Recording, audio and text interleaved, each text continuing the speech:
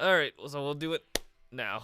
Alright, so this is season 2 of Road to Max Damage review. Welcome everyone. There's a lot to cover, so we better get started. Alright, Peter, thanks for stopping by. Shade double chest. Before we get started, I have a couple of things to go over first, so let me just switch over here. So, introducing the Road to Max Damage Twitch chat / bingo comment card with the most classic of stuff that we see all the time. If you want to play along, feel free to go on my Discord. I have posted a picture of this, and you can download this and you can play along for season 4. So it has the most classic of comments, such as when is the next episode of Road to Max Damage, which is the free space here. What server do you play on, which I've put in the description of every episode. I play in Scania. How do I make mesos? Well, clearly, you haven't been watching, because I do show how I make mesos. Why don't I play on Reboot? Well, because I don't like farming and not trading. Why am I using a sword instead of an axe? Because I like how swords look, and also I like how one-handed swords looked. And anything that can be Googled within 5 seconds, of course. And one big standard that everyone will have. What? Are you really free to play? And why do you have NX if you're free to play? Because free to play means you don't spend any of your own money. That's it. When is the next episode should be a mainstream media article. And then some people that would ask, like, oh, why don't I get hard boss accessories and this here and that? And then the people that... Anyways, so feel free to download this. It is pretty much a freebie at that part. Has anyone really been far even as to decided to use even Go 1 to look more like? Huh? Okay, and the second thing I do have to talk about is Meso Gears. I am taking it a little bit more seriously now at times, now that I have a little bit more free time, and especially once I'm done Dragon Quest XI, I'll be putting most of my time on it, and I'll be needing a lot of help from players of all around. So if you would like to contribute to this project and contribute to the MapleStory community, be sure to check out Meso Gears. You can get there by typing in !Meso Gears, or the Discord link should be... I don't know. Maybe do I have the Discord link? I'm gonna post the Discord link here. What is this game about? Oh, it's about mushrooms. Anyways, so now that I got that promo stuff out of the way, thank you, Kite, for the follow. Let's talk about season 2. Alright, I don't have as much time as last time, so this is going to be a little bit quick. So I will have to apologize in advance if I don't have time to go over some stuff or answer some questions. But the first thing I want to go over is what my equips look like at the beginning of season 2. So this is the equip video I released after the end of season 1, I believe, if not. So my stats at the beginning are 16.2k strength, 2 mil no clown, and 95 ignore defense, 289 boss, and then min max crit doesn't matter because that got changed here and there. I should do a recap of what happened in season 1. We did that last week. But I basically got to 2 mil, and I hit max damage. So I'm just gonna quickly go over all of the equips quickly, if I can. There we go. So you can see here I have an assorted amount of stuff that's very different from what I have right now. I have a superior Lydium heart. I have a Meister shoulder. I have a VIP shield. I have a Ghost Ship Exorcist badge. And then all of these equips, their potential, you can see they're 2-line at best. So if I could move a little bit faster. So 21, 21. What's 10 plus 9? 2-line unique as well. The funny thing about the solid ring was that I didn't actually put too much into this. You can see that the last 2 rings on this loadout they're both unique, right? And the reason why was because at this point of time, 15 stars and beyond did not exist, so there was a different set of best in slot gear. And the best in slot gear that I had my eyes on, and I've wanted this for at least 2 years at this point, was an LGR and potentially a Hilla's Rage or a Forest Guardian or whatever. Because those things were technically the best in slot at the time, but they were very, very expensive. But I still wanted to have one of them just to be like, hey, look, I'm a whale. I actually got the most expensive thing ever. And yeah, glad I didn't go through that. Yeah, to hit damage cap on regular server back then was really, really hard, which is very understandable why people found Reboot to be much more appealing, because the upgrade options just weren't there back then. Remember, Season 2 was the beginning of 5th job, so we were just starting to get introduced 5th job skills. We were just starting to get introduced to nodes and stuff. So we didn't have those upgrade options back then, and a lot of stuff was strictly your equipment, and that was it. Your link skills helped a bit, but there was no Maple Union or anything, so everyone was like very, very focused on equips. And when we talk about that, this is what I always say to people, is that now is like the best time ever to start your Maple journey. In Reboot or in regular server, doesn't matter, but now is the best time ever to play Maple Story, because it's not so centralized around equipment or anything. There's no obsession over needing to upgrade potential or finish your scrolling or stuff like that. You can get by with not having the best of equipment, but your nodes and your symbols and stuff like that can carry you across many, many amounts of content, which is why I say, like, it's so much better. Hero with no V skill, yeah, exactly, and I'll be talking about that too, because wrote to I'll be right back.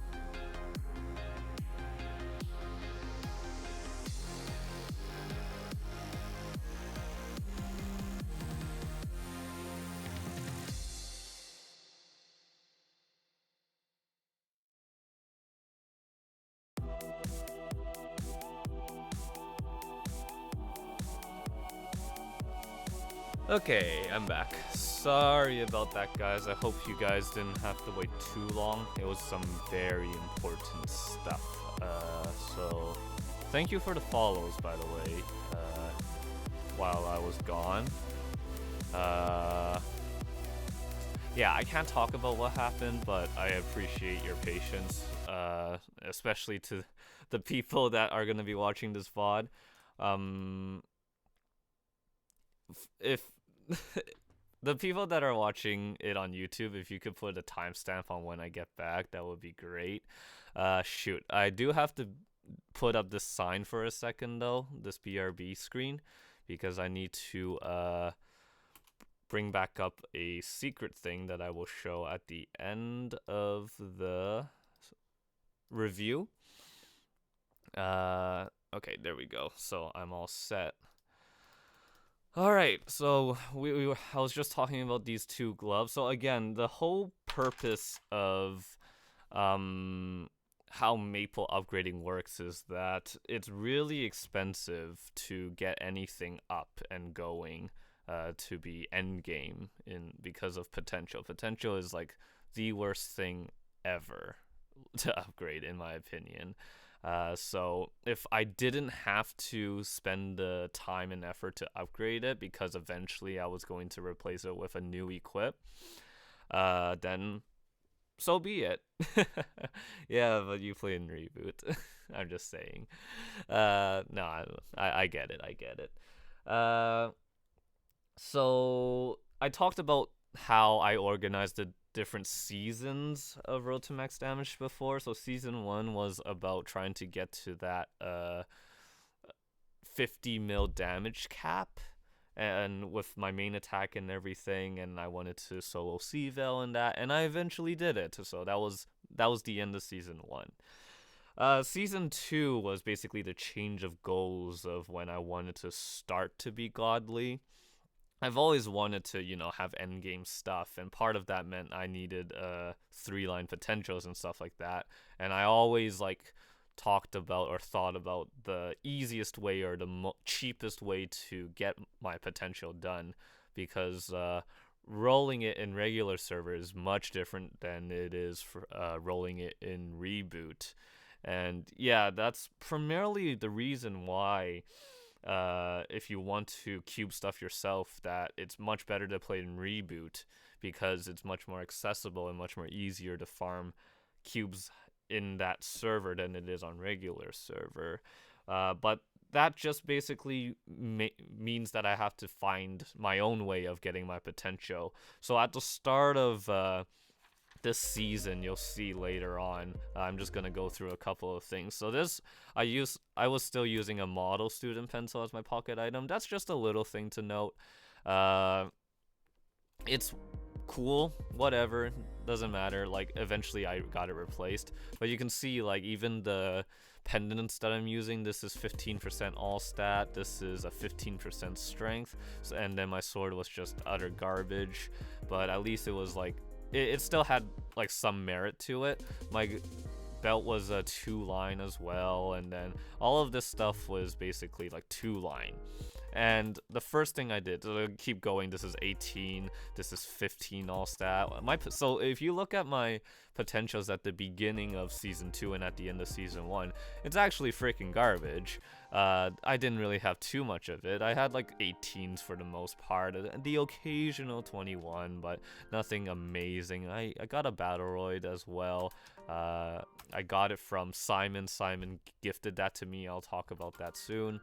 And then the only potential at this point that I was really, really happy about was this main pot that I rode in season 1 that we showed.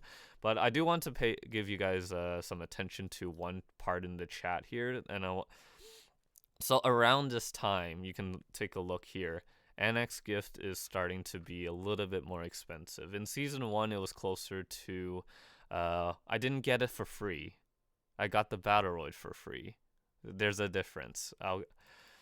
Let me get there for a second. So through the turn of season 1 to season 2, Messel started getting more and more inflated, which meant that trying to buy endgame equipment for Messels was more and more impossible, because of the meso cap on characters being 10 bill, and the fact that it's so mesos is so worthless that no one really wants mesos, they want USD. So I had a lot of stuff that was basically let's just say a lot of stuff was against me. And then here this is my VIP warrior shield. I'll talk about that in a second. And how I got my Allah heart was really a fun story to watch. We'll see how I get it. And I think the Allah heart was near end of season 2 or something. And then I got 21. Yeah. So a lot of this stuff is like, it's cool, but it's not great, right? So season 2, I was like, okay, I want to transition from okay-ish to really good. And that's basically the transition from being sort of casual about upgrading to being really committed. And just trying to go over my notes here. So the first step I went to do was I tackled the accessories, because in the economy, accessories are actually the easiest ones to grab that are 3-line.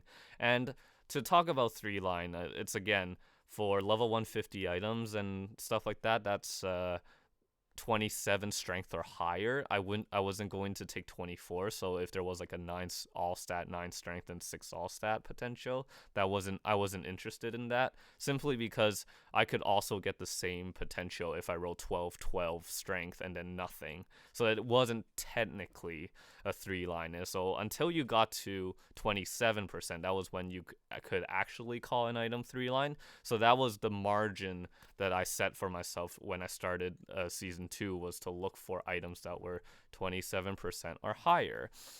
So let's go over to season 1. So this was basically the turn of Fifth Job. Fifth Job was introduced. How did I know? Well, I was paying attention to the news in KMS. When you try to take upgrading and progression seriously, you want to have as many advantages as you can. And a huge advantage in this game is knowing what's coming to the game, any changes to the game, any new classes, any new bosses, or equipment upgrades and whatever. So when Fifth Job was announced in KMS, I made sure to review a lot of notes for, for myself, and make a plan to do that. So one of the first things I actually did was that I got to level 220. This was because Lachlan was the furthest area that you could get to when Fifth Job was released. I don't know if you guys remember it, but that was like the end game. And this was also when they introduced arcane equipment and stuff like that. And to this day, this is still one of my biggest regrets. I'll get to it in a second. But yeah, so I knew Fifth Job was coming. I knew nodes were coming and stuff like that, and I wanted to have access to that very, very last area right from the bat. So I basically grinded to 220 in this map. It was Dark World Tree, and this was basically the start of season 2. And to go about buying 3-line potential equipment in regular servers. So the reason why it's much easier to buy accessories, well, it's because if you've tried to cube your in accessories yourself, you'll find that accessories actually don't have a whole bunch of junk lines like armors do. So it's actually much easier to roll 3-line stat for accessories. Thank you, Wisu, for the follow. So that's why I tackled accessories first, because it was much more cheaper and accessible for me. And that made actually armors impossible. Thank you for the follow. Destrice. Sorry if I butcher your name. I remembered when I tried to get a 3-line strength pair top or something. The guy wanted $150 for it, which, compared to the prices now, that's actually not bad. But the problem was that meant that I had to shell out like, I don't know, 150 bill, 100 bill or whatever. So that meant I had to have like 10 characters with max meso. And again, like I said, since nobody wanted meso, nobody was going to accept my offer. So I had to stick it with accessories. Again, nowadays it's even better than ever to be free to play because everyone wants mesos because of 22 stars, because of all these things. So it's a really good time to play in regular servers as a free to play player for sure. And yes, that is true. If you get 3 line of another stat, you can also trade it with another one with someone else. So that was the big advantage for sure. So what I was doing for mesos at this point in time was still the usual. I was still, oh sorry, let me mute myself for a second. So I was still in the FM. Auction house was around the corner, so I was still basically stressing out over trying to get on the game first so that I could sell spots here and there, which is, you know, it's not a bad idea, but you can see like I can spend upwards to like 15 minutes to like an hour just AFKing, waiting for someone to take my spot. If you look at where my character is, I hope my overlay is not covering it. It is. Part of the reason why it takes forever to get a spot sold is because of spot snipers. There's about 2 or 3 people actually behind me right now. And one of them, the guy with the crying face, this guy I remember is known for just trying to spot snipe. So a lot of people were not willing to buy my spot because they knew this guy was just like waiting. And it's just like, please just buy my spot so I can leave and play the game and farm stuff.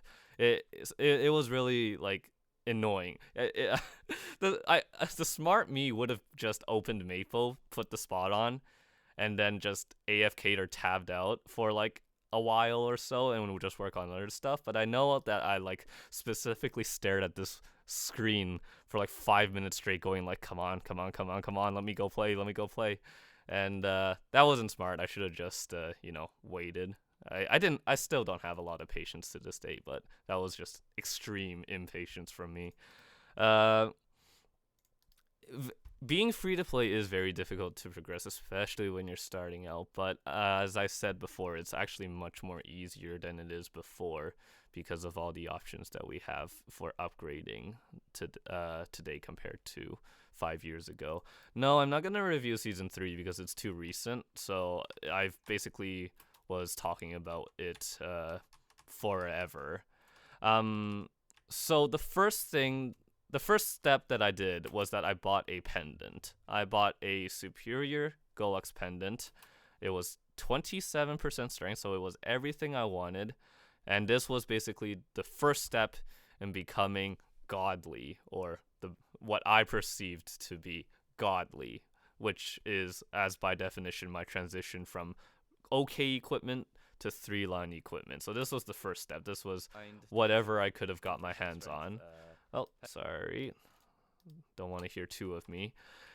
So after I got the thing, I tried to sell it here and there, blah, blah, blah. And then, so actually, this was another thing. I spent a lot of time in FM around maintenance and finishes because I would basically put up one spot, run to like the next couple of spots. Hey, what's up, Jacob? It's doing well. I'm just starting my season 2 review. How are you doing?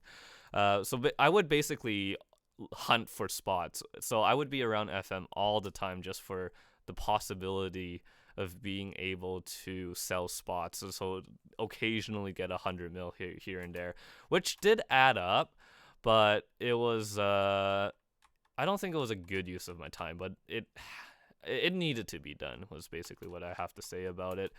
The funny thing about this is, well, if you watch it. So I'm not going to watch the episodes with you guys. You guys can watch it yourself, but I will talk about certain events that happen as things go along. My first 27% strength pendant, or my first 3-line pendant, I asked my friend to scroll it for me because I was buying service. And then for some reason, after I gave him my pendant, after scrolling it myself a little bit, let me see if I don't remember if I showed it. Yeah, so here. I was talking about, I've been networking. I'm gonna scroll 3 of it myself, all 3. So, come on.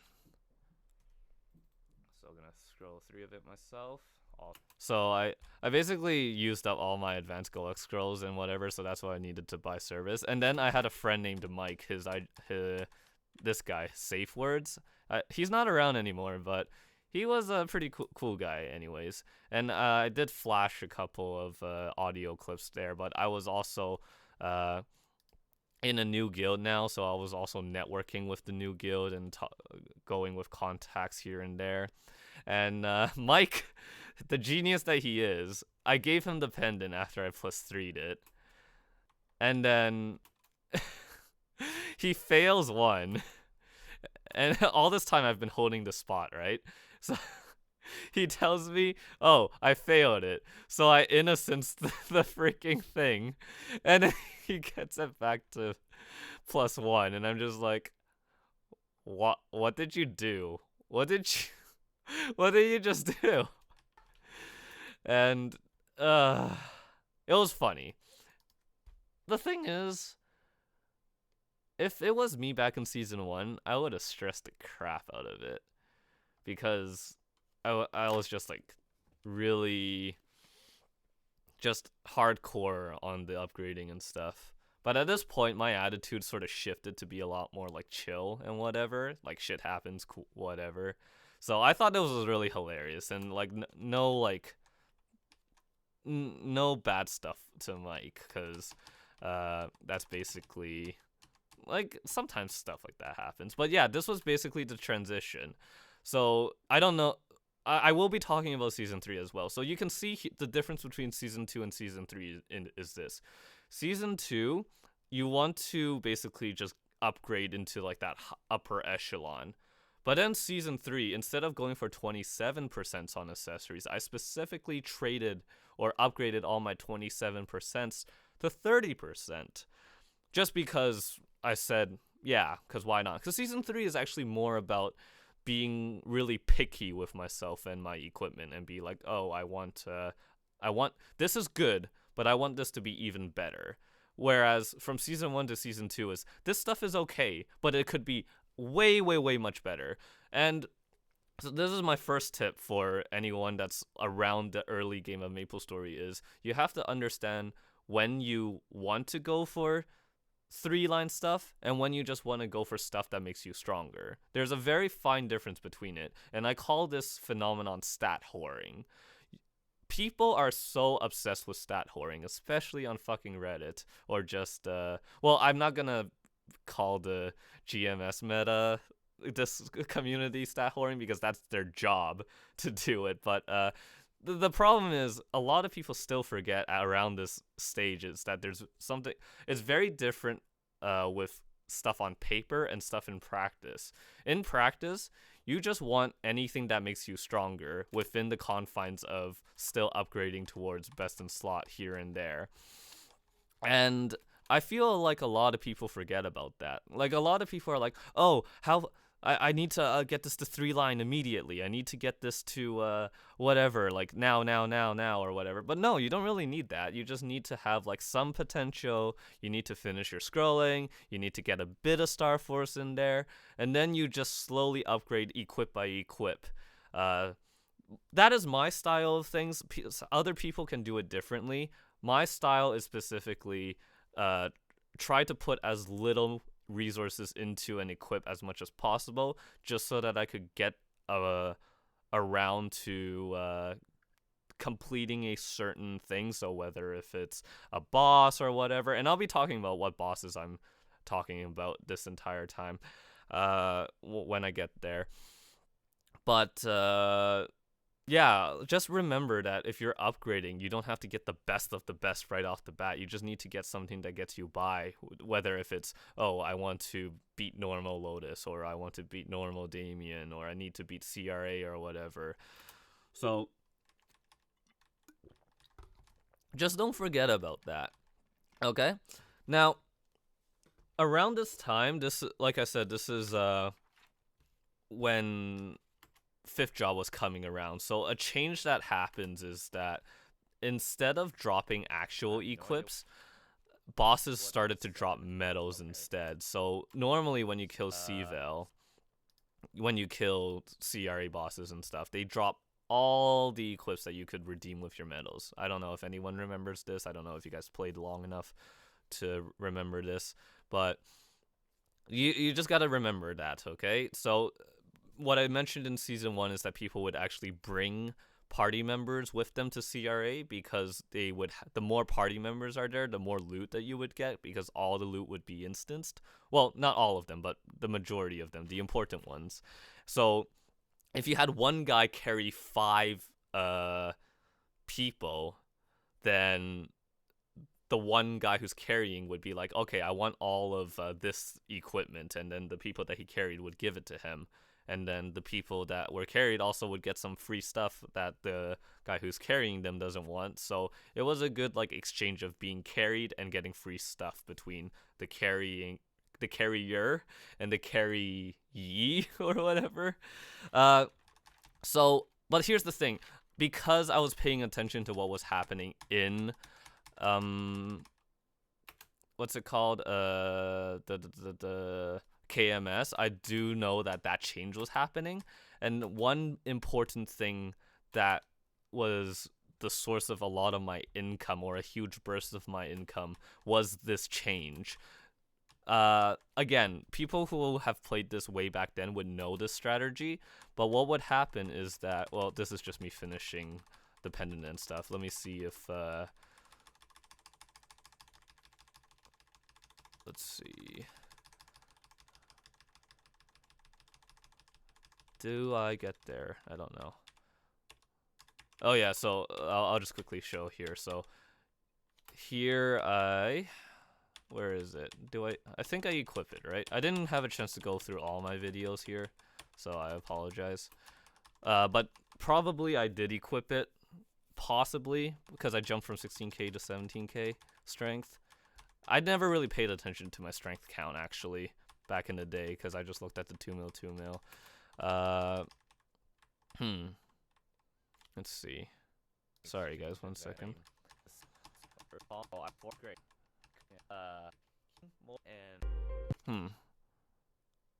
Oh, okay. Oh, that's fine. We have... I love reading the comments in Season 2. You can really see, all the stuff. We have the classic, show us how you make mesos. Oh, crap. Let me get back there. Just... whatever. Yeah, if you guys have any questions about anything while I talk about this, feel free, because I know I'm gonna go off on like several tangents. So if someone needs to tell me to stop and move on, please tell me, because I will ramble. But again, I don't remember if it's around the first couple of episodes, but this is something that I would need to talk about now, because this is how I made my meso. So again, the transition from bosses dropping actual equips to the bosses dropping medals was important, because there's something that you have to understand about how economy works and stuff like that, right? And in regular server, if you have all of this supply, thank you, Cool Hunt, for the follow. If you have all of this supply of equips and stuff, then the more there is, and if demand remains the same, then the prices will lower and lower, right? And I knew that when they were changing to metals, that the supply was going to drop, but the demand would probably remain the same, which means that potentially the CRE equips was going to shoot up in price. More importantly, though, play hero on Luna. You don't have friends. I mean, just go with where you get to socialize more, because that's really important. Anyways, one huge part of carrying in oh yeah, I think this was around the time when Dex was so worthless that 3-line Dex was like super cheap, like half of a price, or a third of the usual price of 3-line equipment. Dex was so worthless back then. But yeah, part of carrying, CRA and stuff like that, is that people would actually use an item called the Sparkling Black Star Potion. You might see it here and there in CRA. But basically what this potion does is that it gives you a chance to have items drop as unique potential, which is a huge deal because unique CRA sold for a lot and a lot of meso compared to clean CRA. Clean CRA would be like around 50 mil, 70 mil, whatever, 100 mil maybe. But then unique clean CRA would be like 2 bill, 1.5 bill. Weapons would be like even more or something like that. So I knew that when the game changed to the medal system instead of the drop system where they drop equipment, that the Sparkling Black Star Potion was going to be, well, that method is just done. You can't possibly get unique CRA anymore just off of bosses. So at this time, I wasn't strong enough to solo CRA, or so I believed, or whatever. So I actually went with my friend Simon, and oh, I left over ranged. Oh yeah, because I went to a quiver after this. Right. So I was basically running around with Simon, doing CRA and carrying 4 other people. And the thing with the Sparkling Black Star Potion is, if the person who has the potion effect kills the boss, then every single party member in that map can actually potentially get their own unique equipment. So you can see where the trade-off is. You bring 4 people, or 5 people if you could solo CRA back then. You would pop your Sparkling Black Star Potion, and then you would probably just get your own unique equipment if you're lucky. But then you also have 5 other people that could get unique equipment. So then what you would do is like, oh, I only want the unique equipment. You can keep whatever is clean, right? So that was the incentive for people wanting to get carried in CRA and also wanting to meal in CRA, was because of this potion. And it wasn't only important to get unique equipment, but it was also important for me to save unique equipment. Once I got the stuff, I did not sell my unique CRA, unique Tyrant stuff, unique whatever right away. And also the Sparkling Black Star Potion, I forgot to mention this. It works everywhere on every boss. So once I popped the potion, I ran CRA quickly. I ran Magnus twice, because back then people would actually run Magnus twice because of how valuable Tyrants were, and you could reset it with Magnus reset ticket from Critias and stuff like that. So my inventory was just filled up with CRA and Tyrants and whatever that was all unique and everything. And the important thing was, I didn't sell any of them right away. I waited for the metal change to happen, so that after the metal change happened, you can't do that method anymore. And then all of a sudden, unique CRA, unique Tyrants, and all of that actually went up in price, as well as maybe clean, I don't know. But the important thing was that, just like, because I saved up so much, all of a sudden, when they changed to the metal system, my stuff just got 10 times more valuable or whatever. I'm exaggerating, but it was like twice as valuable, 3 times more valuable, whatever. And then basically from there, once that change happened, I put everything out, and I made a lot of mesos because of just holding on to that. So my tip for people out of this story is that you want to understand what changes that are coming to the game implicates. So if they're changing bosses from drops into medals, what does that do for carrying people? What does that do for Sparkling Black Star Potion, stuff like that? That's just one example. I'm sure as the game evolves and progresses into more and more different things, there will be different like strategies or metas that people will be doing for most amount of money or whatever. But you just have to understand, like, oh, well, this is it. A really good example of a recent change of this is Princess No, actually.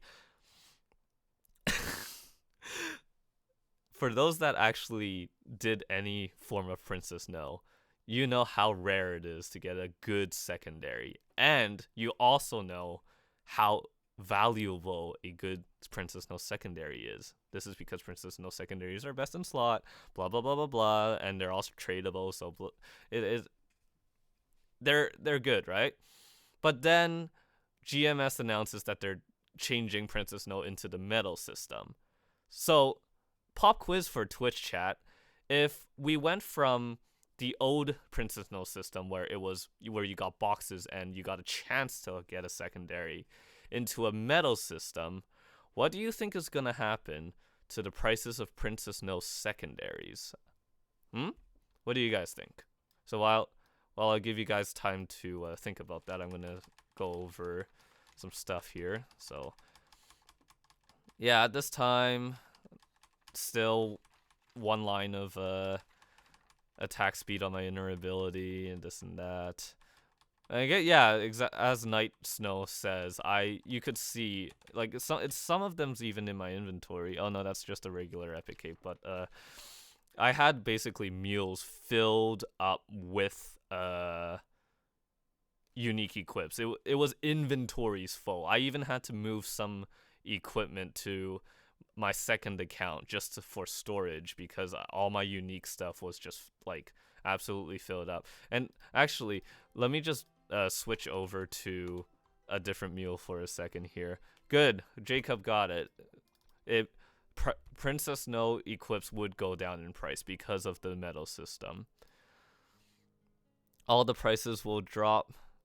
Exactly, good job. So you have to understand what these different changes do to prices of equipment and stuff like that. Exactly. Good job, all of you. It's just, I don't want to say it's basic economy and stuff like that, but like some people may not think about that stuff, right? But I'm telling you guys now that you want to think about this sort of stuff because it's important to think about this stuff, especially as a free-to-play player. Anyways, so the reason some people have commented about this in videos, but this is basically why my mules have all these unique equipment. This was all from my Sparkling Black Star potion runs. Hey, what's up, Akami? How's it going? I was like, every single one of these equipment, this came from popping the Sparkling Black Star potion and running all my bosses. And this was probably a very stressful moment for me because I only had... Hey, thank you for the host, man. Much appreciated. This was a very important run. Because Sparkling Black Star potions was like 1 bill or whatever, right? So in order to make a profit, you would have to have at least one piece of unique CRA or Tyrant or whatever just to break even. And obviously everyone wants to make a profit, so you want to have as much as possible. And serious question or meme question? So I've had a couple of runs where I actually DC'd, and when you DC with a Sparkling Black Star potion, you actually lose it. And those weeks were just terrible for me. I was very devastated. Oh, okay. Meme. I think I was one of the most irrationally angry people when I DC'd with my Sparkling Black Star potion. Because it just meant way too much to me to lose that buff because I was a free-to-play player and stuff like that. Well, I still am, just at that point in time. So, to lose the Sparkling Black Star potion was one of the worst things ever I had to experience. And I would be like, shit, I should like buy another one or whatever? And whenever I got one for free from the CRA shop, I was like, absolutely excited. I could not have been any more happier. But I basically ran this with Simon for all of eternity until they changed it. And so Simon got a lot of mesos out of it. I got a lot of mesos out of it. If I was, if I had the means, I would have soloed it myself. I would have soloed all the CRA and carried 5 people. But you have to, again, back in season 1, you can't really like be greedy, and you can't really like plea bargain with stuff that's not in your control. If you can't solo, then try duoing with a trusted friend and then split the profit from there. Exactly. Your 10 years to uh, everyone at your own pace, man. I played this game for like many hours every day, and I still kind of do, just not as much. On some days I do play for a lot, but back in season 1, season 2, I played for hours and hours and hours on end every single freaking day. I never took a break unless I really had to. That's how unhealthy I was. So this is why, like, anyone that asks me to start again from scratch or tell me to go try to experience it like uh, from season 1 or season 2 again, I say fuck no, absolutely not. Oh, people want the FM back? No, absolutely not. 3 to 4 hours a day? Yeah, okay. You might want to organize yourself a little bit and just figure out what your plan is then, because you can really probably get around to if you just organize yourself on like, oh, how can I make meso, this is how I'm going to do it, and this is what I'm going to use the meso or stuff to upgrade for, you might be able to do quite a lot actually, especially now with the meso market again. Oh yeah, that's great. I'm happy to hear that. I'll be getting around to funding for sure, but at the moment the topics I'm talking about is just like just beginner stuff, so like choosing reboot or regular server, or just like the absolute basics of MapleStory, like just menuing and hotkeying and all that stuff. Hey, what's up, Affler?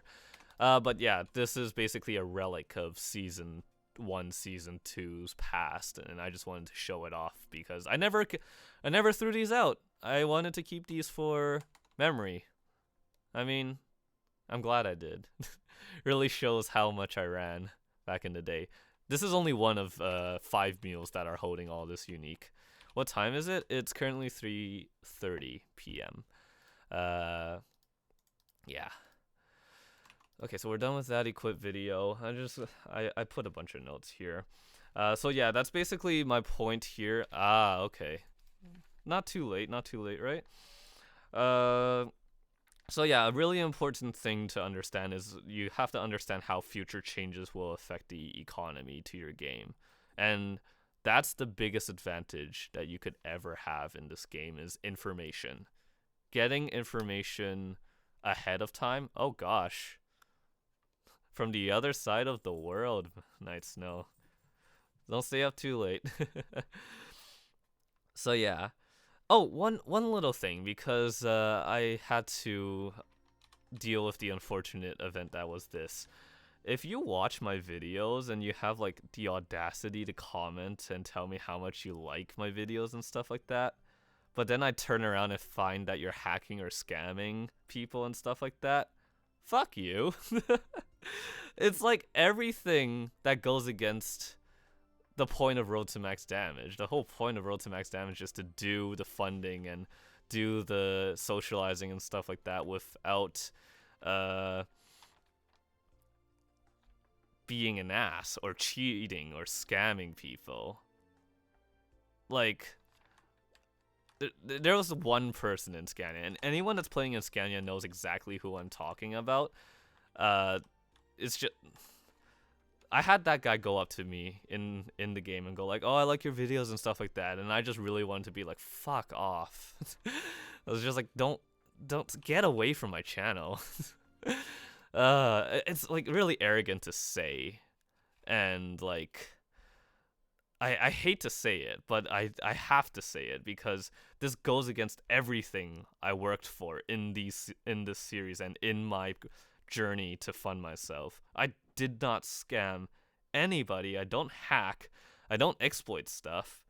So it's just like for someone to be like, "Oh, you're an inspiration and stuff like that," and then like they do that type of stuff. That's no. Hey. Well, thank you for your service. Are you from the States or Canada? But yeah, that's just like the unsettling thing that I have to talk about. But talking about goals now, this is basically, again, the transition. Israel. Oh, okay.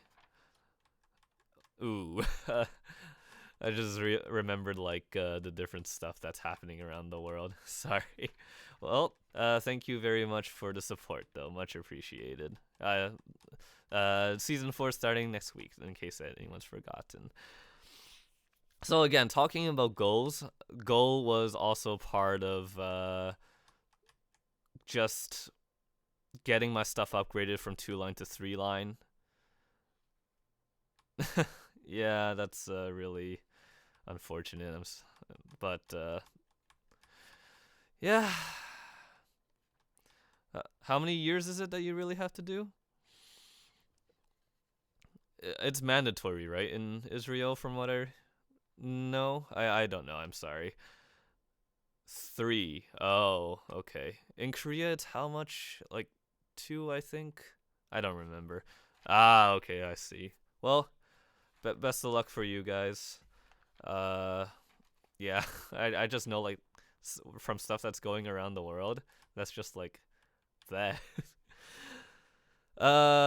Yeah, exactly. That's also the other reason why Reboot is what was and is a, what's the word, appeal to, because this was also around the time when Reboot was really flourishing and stuff like that. A lot of people moved to Reboot and stuff like that. And partly was because of how the economy worked, because we had FM and because we had all these dupes and hacks and bots and whatever, that scamming was so apparent and hacking was just making everyone paranoid because they were going to delete dupes and stuff like that. They never did it around this time, but later on in the season, Nexon actually started deleting duped items, and that was like really, really bad for the people that spent actual money in the game. He was dead. Well, whatever. But well, yeah, that's basically it, really. So talking about best in slot stuff, I've always wanted an LGR. This was when I saw this ring in the free market, I was ready to. I was ready to give everything that I had for this ring, because ever since I started Maple Story, I saw people with this ring, and I was like, oh my god, that's so cool. This is like the best ring in the game, and so blah blah blah blah blah. And it was also 3-line strength. I did almost spend all my money. In fact, I even got a loan out of it, and we'll see this soon, because this is. So that's why I also kept my solid ring and my cracked ring unique, because I was eventually wanting to get Lightning God ring, and later on I do. So this was. You guys remember the old Nexon launcher? This is what it looked like. Prefer the old one or the new one? I don't know. It doesn't really matter to me. They're both shit.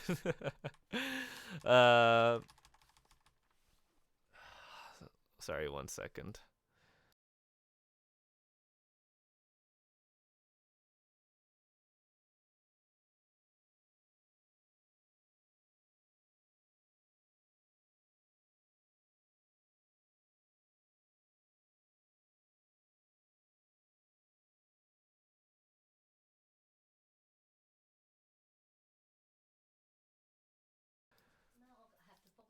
Okay.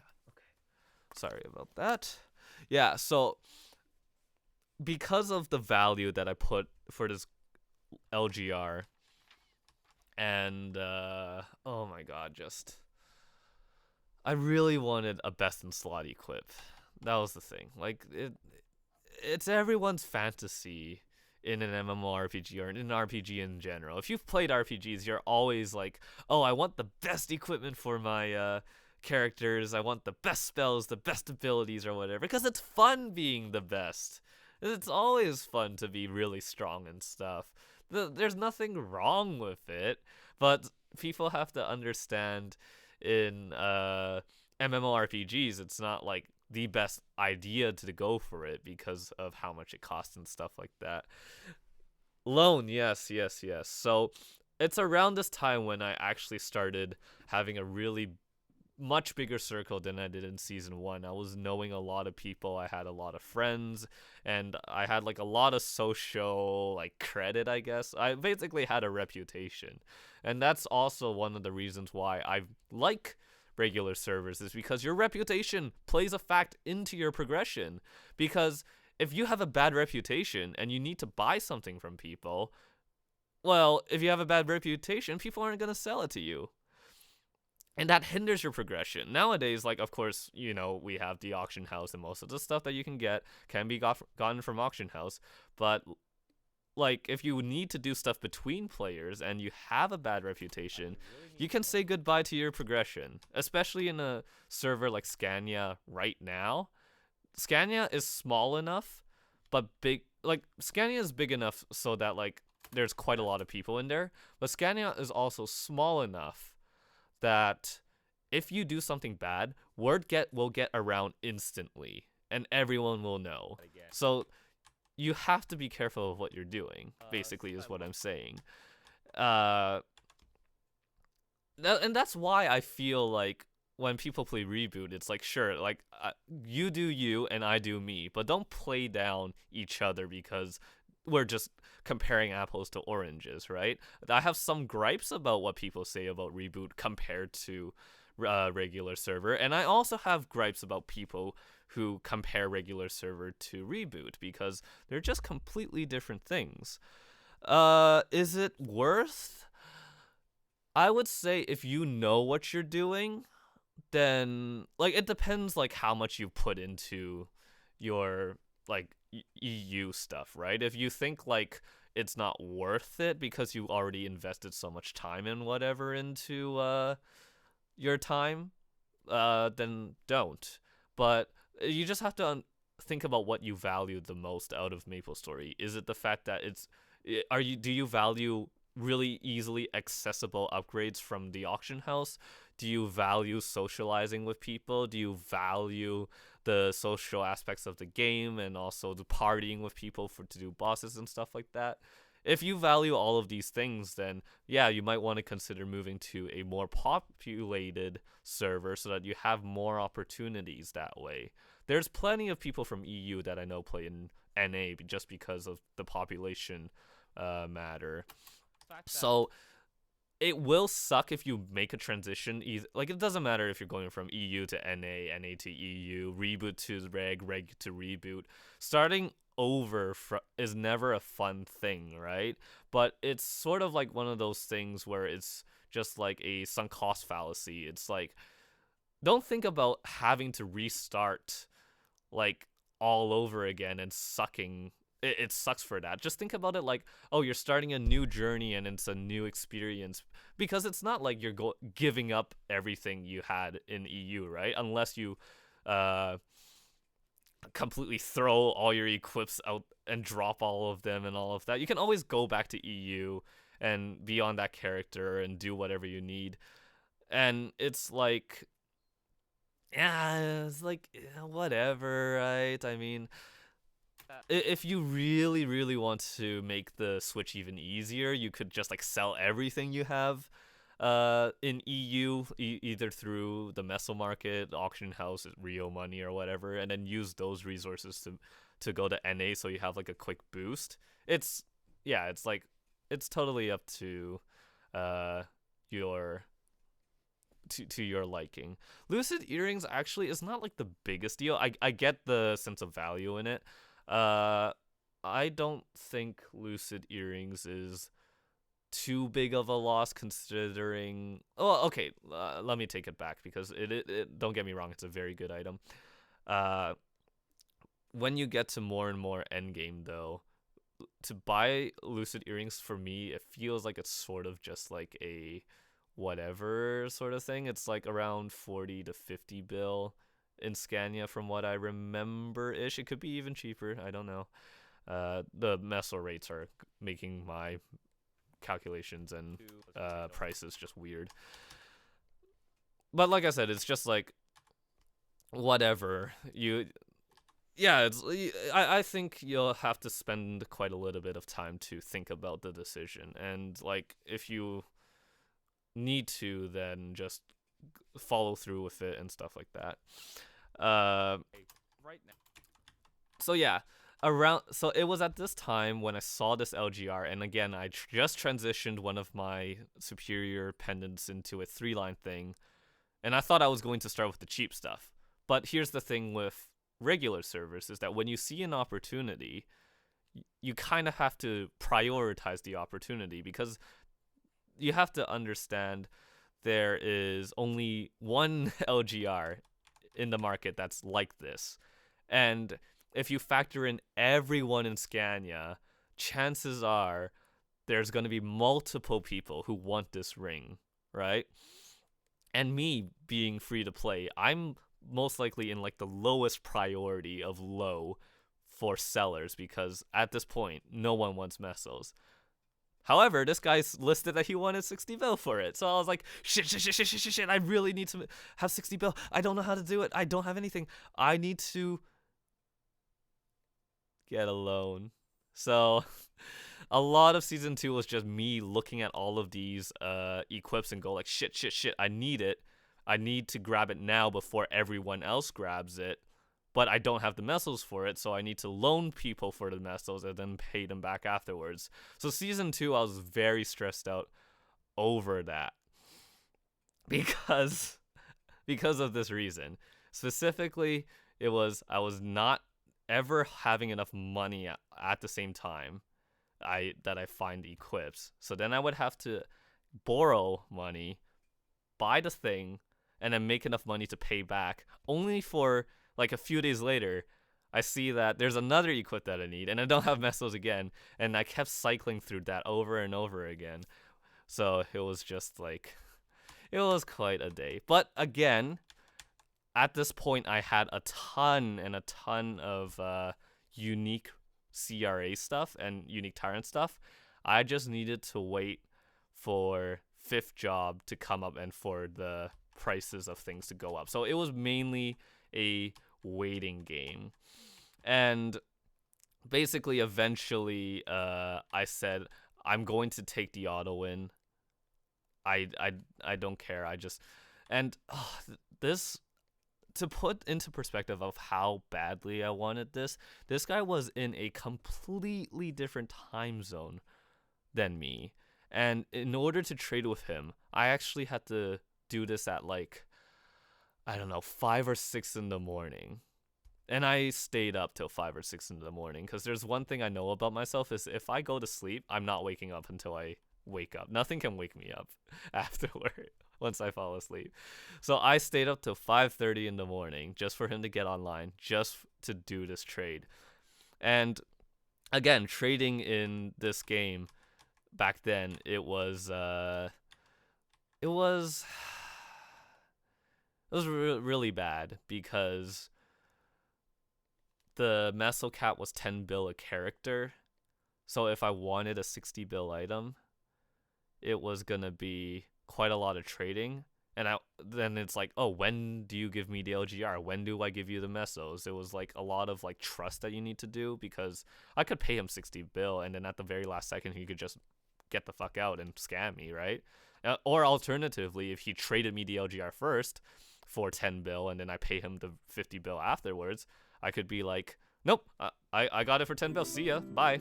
But no, that's not what I did. What I did was that we worked out something that we could do. We ended up working with a lot of collaterals. I ended up buying a lot of his no booms, and then I traded some stuff for collateral. So right here, instead of paying him purely in mesos, I basically bought his no booms, which was around 1.85 bill around that time. And then so basically we were doing these trades to make it even for both of us, so none of us would get scammed if it should happen. And then finally, after buying all of his no booms, after putting up 10 bill, after putting up 2 perfected superior Gulux pendants and stuff like that, I finally got my very own LGR.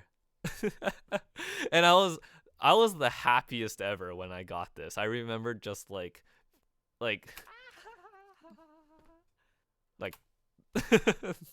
that voice clip just tells everything. I was in absolute joy.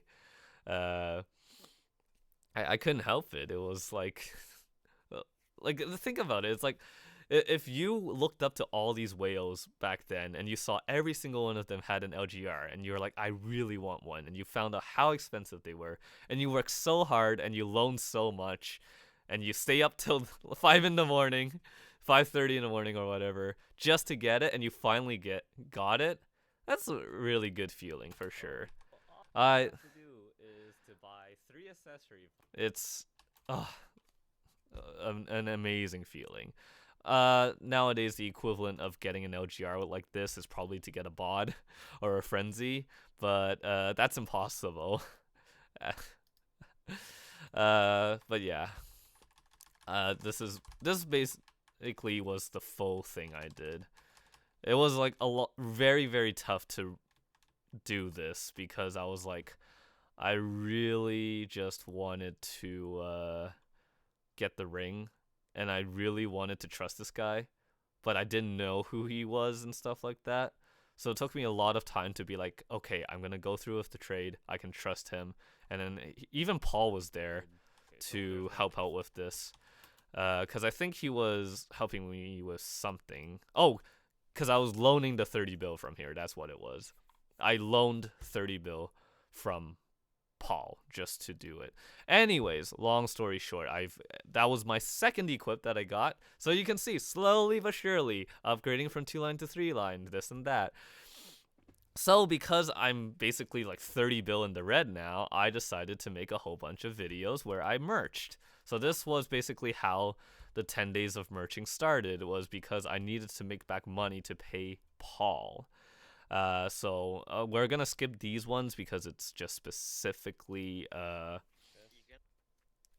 me doing that. And so for the so you guys remember Simon, right? I can't remember which episode it was. It's a very short clip in one of the episodes, but Simon was gone. He quit MapleStory. I was devastated when he left because I basically did everything with him. Back when we were in Reddit and stuff like that. We did all the CRA stuff. We did all the hard mag together and whatnot. So I was just like really, really sad because I was basically on my own afterwards, and I basically needed to just do it with whatever. But when he left, he gave me, oh my god, I still can't believe it. He gave me a Battleroid. He gave me a freaking Battleroid as a goodbye present. And I remember specifically when he left, he was always saying like thank you for me to help him, and I never know what like I helped him with because I was just like doing my own business and stuff like that. But I mean, thanks Simon. I mean, yeah, it's not it's nice to have friends. That's what I have to say about it, and that's why it's great to be in regular servers because you can help each other out like this. Even though this is a huge gift anyways. So he gave me a Battleroid F, and I really like the male Battleroid. And I felt bad because it was just like, well, this is a huge item, right? To get it as a free-to-play player for free is like a huge gimme. So I said, you know what? I'm going to just do a little bit of work with it and just partly use some of my own missiles as an expense to do it. So I basically traded one of the members of my old alliance for a male Battleroid, and I threw in 10 bill on top of my female Battleroid to get the male. So technically what I did was I basically paid 10 bill for a male Battleroid, which is still super super cheap, but at least like I did a little bit of work with it myself instead of just sitting there and like getting stuff for free, you know.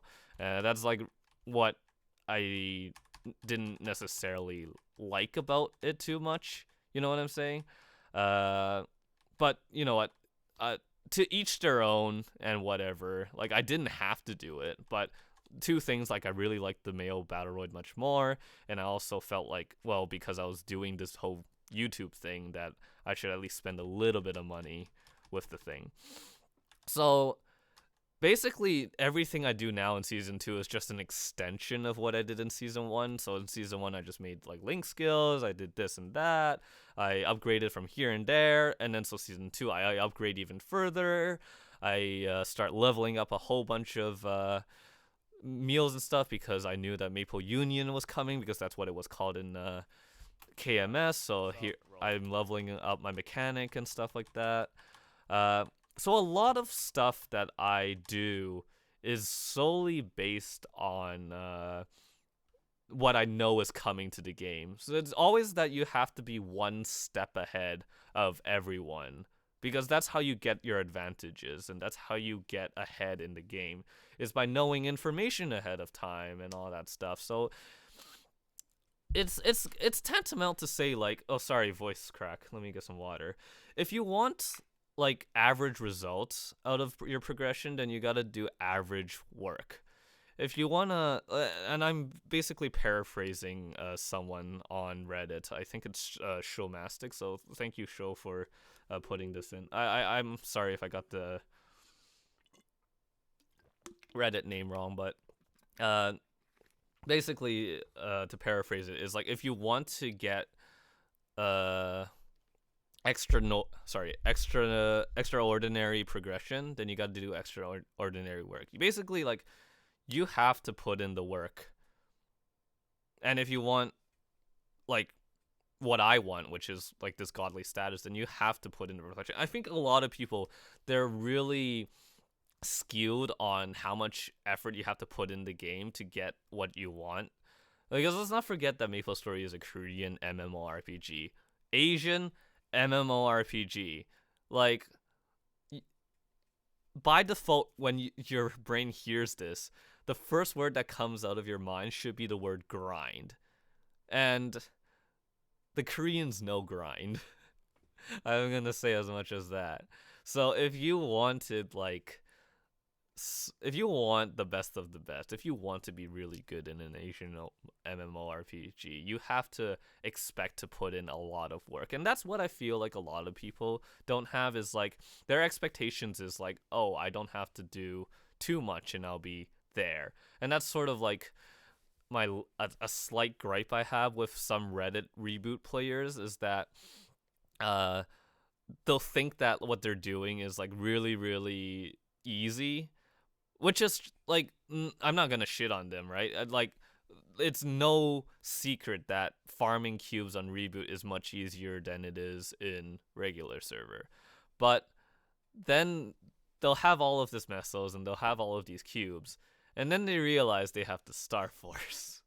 And then they'll be like, no, no, no, or whatever. And like, I don't know, it's just, when you're browsing Reddit a lot on the MapleStory subreddit, you get all of these characters that you just stereotype. It's just, that's the reboot Reddit stereotype that I have, is that these which is completely not true, because I know tons of reboot players that think completely differently than that.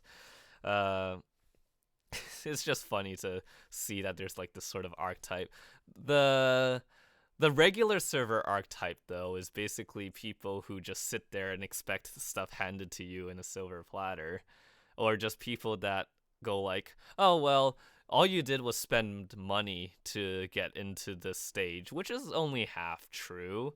Nowadays, in MapleStory, all these bosses and stuff like that, they're not HP sponges, they're not tanks. They actually like have attacks and stuff that you have to learn and understand the mechanics of. So I know a certain player in Scania that spent like a shit ton of money on their character. They're very, very funded. But can they do bosses? Absolutely not. They went into a hard lucid party. This is like a 70 stat K person, and they went into a random hard lucid party and they died out. How do you die out on lucid? That's just like, I just don't understand. Especially the class that they're playing. I can't say what class it is because that's going to give away who I'm talking about.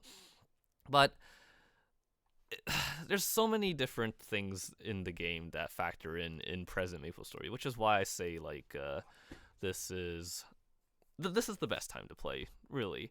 So here I'm basically starting, in case people don't know, this is the character card system. This is basically the predecessor to Maple Legion, and I was just basically filling it up. At this point, like, I just had like all this other stuff.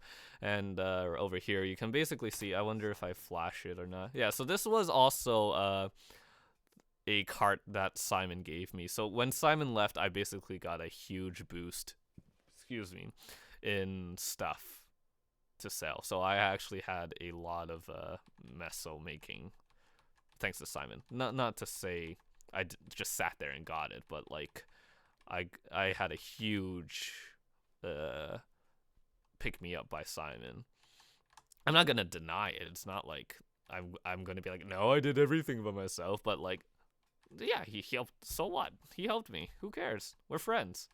Yeah. So again, this is just more and more stuff. So after the LGR, I basically got a superior Golux earring. This was a 27% earring right here. You can see it was perfected, 12-star, blah blah blah. It was nice. This episode was kind of funny because I remember specifically that I had to learn how to speak Spanish just to get this earring because they did not speak a single shred of English. And I was like, I really need this because it was cheap. This was actually a very good priced Superior Golux earring. And I did some crazy funny things just to get some equips. Yeah, 22 bill, something like that. Yeah, normally these items were like around 30 bill or so. This was priced at 22. That's why I had to go out of my way to go and grab that because it was a cheap thing to do. All right, well, a couple more things. Honestly, like we're gonna go really quickly over the videos because like again, like I said, this is just an extension of season 1, and most of the stuff that I did was like just whatever. But soon I'm gonna talk about some other stuff. But talking about goals, obviously my goal when I heard about the new damage cap was to hit that new damage cap, and the thing was like I thought, oh, thank you, winging it for the follow. I thought that once I got to the end of season 1 that I was just done. I thought like I had my time, I had my fun, and I was gonna be done with Maple. And then they released Fifth Job. That was basically it. That was like the whole reason why I decided to stay. I always wanted to hit like 250 and all that stuff back in the day. I always wanted to hit 200 in beta, but the grind's just real, and I never got around to it. But then Fifth Job got announced, and I was like, oh, well, I guess I'll go for another round. Thank you, Nufo, for the follow. So it was just like, oh, here we go again. The goal is Panic. Yeah, so in season 2, because the damage cap was way significantly bigger. I mean, 50 mil compared to 10 bill. I thought that like maybe perhaps I wasn't going to be strong enough to be able to damage cap with regular attacks or stuff like that. And the strongest attack at this point, because again, Fifth Job actually hasn't been released yet. All of this stuff was me doing this in anticipation of Fifth Job. I made all my moves before Fifth Job even hit GMS. This is how prepared like I felt like I had to be because of being free to play.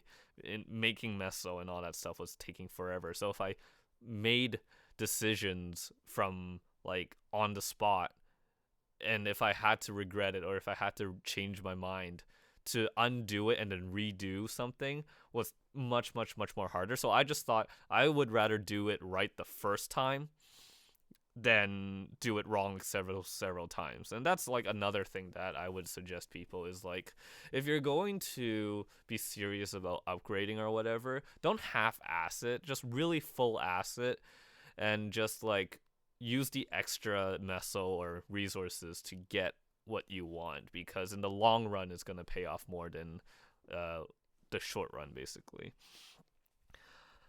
So yeah, Panic at the moment was my highest percent skill. It's like a 1000 something percent damage. So I thought, okay, I'm going to try and make that my damage cap. I'm going to try and cap with that because that seems to be like the most logical thing. But the thing was, the difference between my goal in season 1 and season 2 was in season 1 I wanted to hit the 50 mil damage cap with strictly no steroid buffs, so no use buffs, no guild buff, no Monster Park Extreme potions. I think I'm not sure if I factored in, but basically I wasn't gonna use like things like apples or Gelt chocolates or any of that because those things are technically temporary.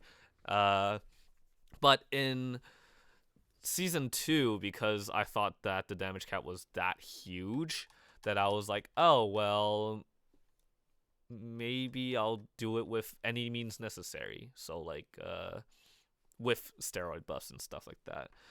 All right, let's talk about the VIP Warrior Shield thing. Oh god. So at this time, people were like, oh, well, I was like, I don't know if I want a VIP Warrior Shield or a Terminus Shield, right? This was because Terminus shields are untradeable when you equip them. I think they're P-Sockable. I don't know. I'm not on my hero right now. I could check. God damn it, Sahar. OP. But at this point, I still wasn't like super committed into the funding myself to the best equipment sort of mentality. I was just like, okay, well, I want to sort of hold back a little bit on all getting the best stuff because some of them are untradeable and stuff. And I feel like I would be at the end of my rope and I was going to be done with my journey and I was going to sell all my equips and that was going to be it. That was going to be my legacy, blah blah blah. I don't mean it like that. It's not like what I'm doing is like gospel or like God's work or anything, but I was just saying like, oh, I've already proved myself that yeah, you can fund yourself from nothing to end game. Well, back then end game, and which was 50 mil damage cap. But since they upgraded the damage cap, I was like, well, I guess shit, here we go again. But I still wasn't like super into it, so I decided to choose a VIP Warrior Shield because of the fact that it's tradable, so that when I finished with my funding and I had my fun, that I could just sell it because it's tradable. So here and there, just the usual stuff. FM was still a thing. Auction house was coming soon. Soon or immediately, I don't remember. Throughout this entire time, I was farming honor EXP in order to get my other lines. Do you remember how to get the VIP shield? Well, it's simple. I got the VIP shield from buying it in the free market, but if you want to farm it yourself today, you would have to do the Alien Visitor PQ. Good luck with that. Especially now when they have a what's it called? Entry limit, but I think they made it so that the rewards came out a little bit easier. So I got my accessory primes, and now I'm basically what's it called? I'm basically starting to prime my stuff, farming for VIP items and reboot is can't. I bet. Just farming in like for very specific things in reboot is pretty cancer, I would imagine, especially Meister rings. You have to farm your own primal essence. Oh gosh. So yeah, now is basically like the reality check that I had. Like when I bought the LGR, I was like, shit. Well, oh, it costs this much to upgrade this stuff. Okay then.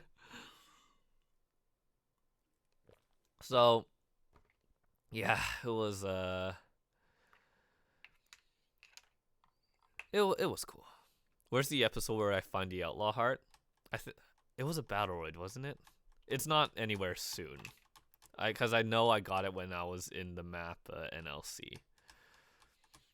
So yeah, I finished scrolling, and then I think from here what I did was no, I don't remember.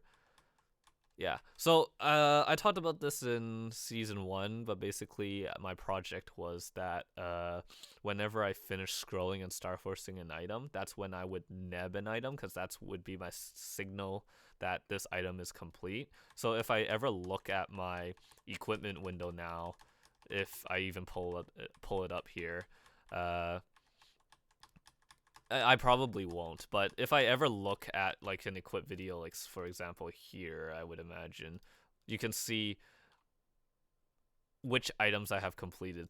I technically completed because I know my top and my pants were not completed, but I know this was completed, this is completed, this is not, and like stuff like that. That's how I basically gauged it, and yeah, that's basically it.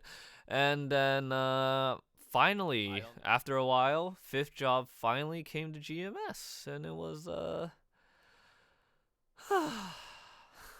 was like one of the busiest moments I had on that day, because again, if you weren't there for when fifth job just came, they had a different way of doing it. You had to when you got your 3 crystals, you would have to fill it up with XP, and then once you were done, you would have to activate it or something, and you would have to wait like a certain amount of time, like 6 or 8 hours. So just to get the 5th job, it took like everyone a full day or something just to get all of their 3 crystals fully charged up and stuff like that. And me being I wanted to get 5th job at ASAP. I was very like obsessed with just getting back to when the crystals were fully charged as soon as possible, and it was a bit exhausting to say the least.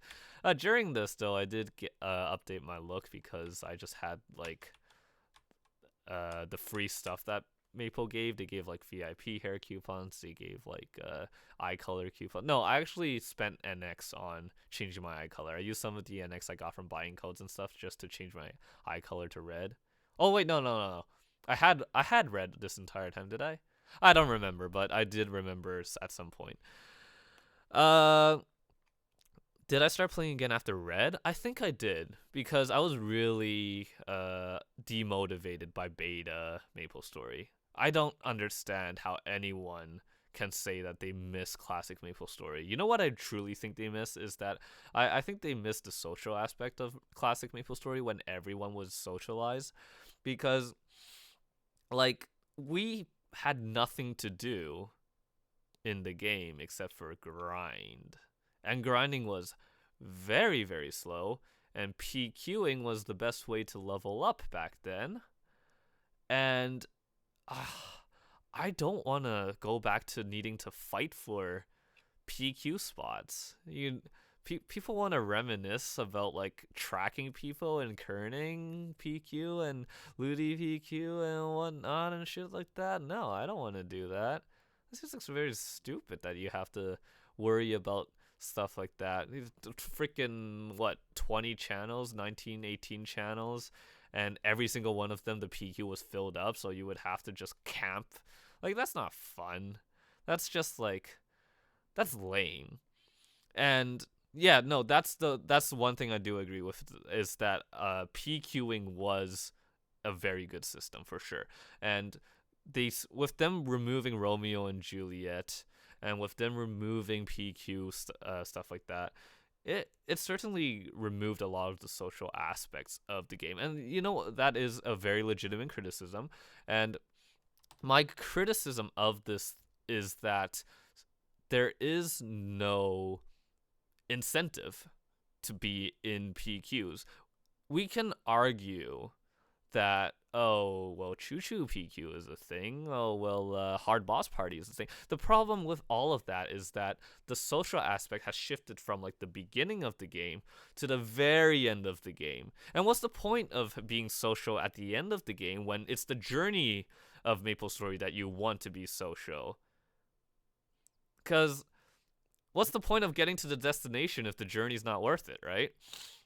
And that's why I say in my last stream, when I talked about how to avoid burnout and stuff like that, is that you really want to socialize. You really want to be in a guild, make friends, make rivals. And again, about that though, make sure your rivals are around your level, so you're never like actually like depressed about your position.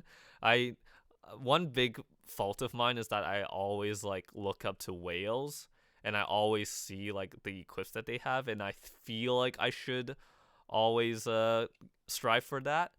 And it was just like, it was a very toxic thing for me to have. It was a toxic mindset, and you shouldn't do that.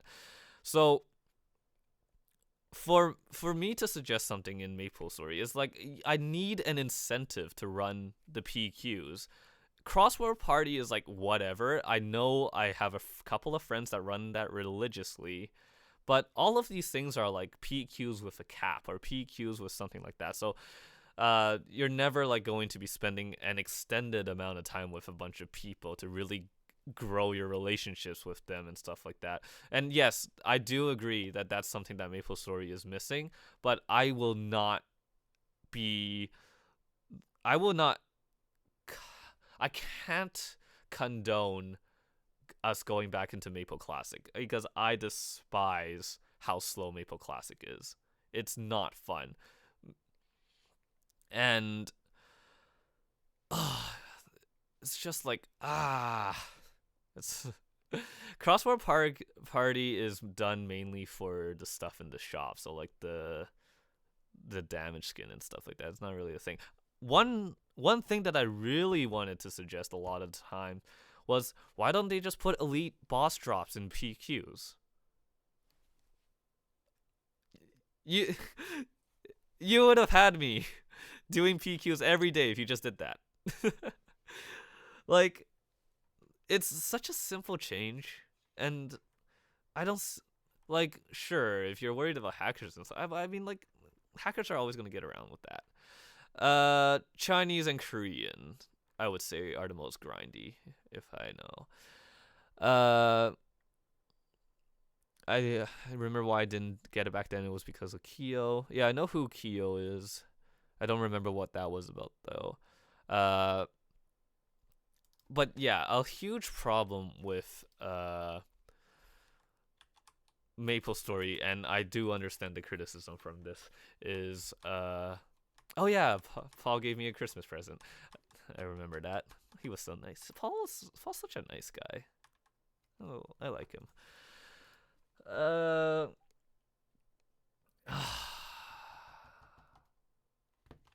I think for a Western audience, specifically like for us, and this is why I'm not very happy when I hear that decisions that are being done to the game are coming from a Korean perspective, is that our culture is like, or just the way we like to play games is just very different. And I get it, this game is Korean and whatever, but there comes a point where the game was very sociable and stuff like that, and I just want a part of that to be back, Obviously now where I am okay with the social aspect of where I am. But for people that aren't in my position, the people that are just starting out the game and stuff like that, there really is nothing to do. There is no incentive to do party quests. There's no incentive to do anything with any people. And I feel like that's where they're missing the mark right now, is that they're doing all these stupid changes to the game, but they're not ever considering the fact that I had a friend that just started the game not too long ago, and he was trying to do stuff with his girlfriend or fiance or whatever, and they had a fun time and stuff like that, but it never extended to the two of them because, well, the main focus of the game is now post 200, so yeah, if there's anything to really criticize about it, is that I really wish that they would try to have more social aspects in the early game and in the mid game. So like they're going in the right direction, right? Vanishing Journey has a PQ now. I can't remember if you can do it in a party or solo. I hope it's in a party, because then that would have made that wouldn't have helped with my point. What's the headset I'm using? Audio Technica M50X. Well, would you say that watching all of your road to max damage will help you equip someone to understand how to make mesos in the game without spending money? I don't think if you follow it step by step it would be, but more or less if you understood like the concepts that I utilized, like yeah, maybe.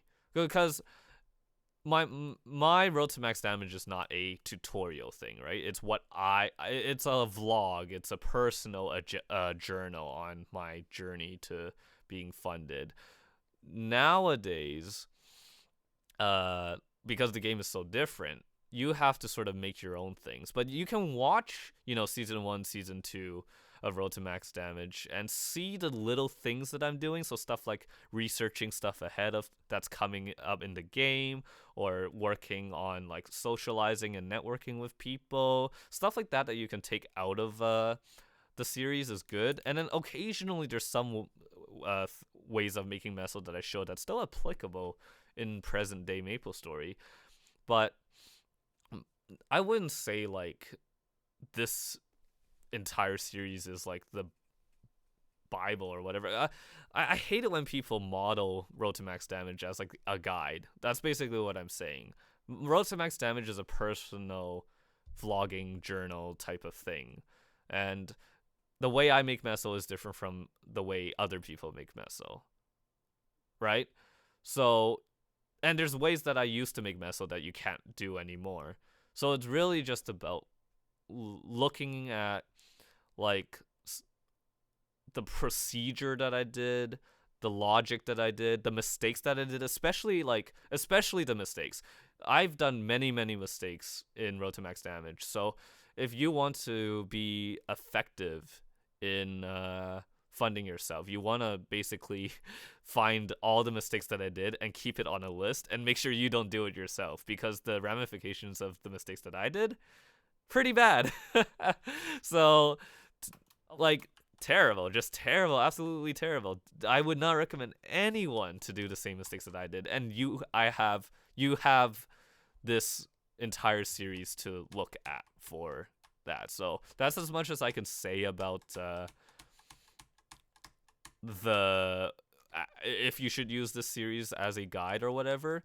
The answer is like sort of no, but it's sort of at the same time helpful. You know what I'm saying? Nameless is up to 3 people. Well, that's good, right? So, like I said, in order to here's like here's the thing.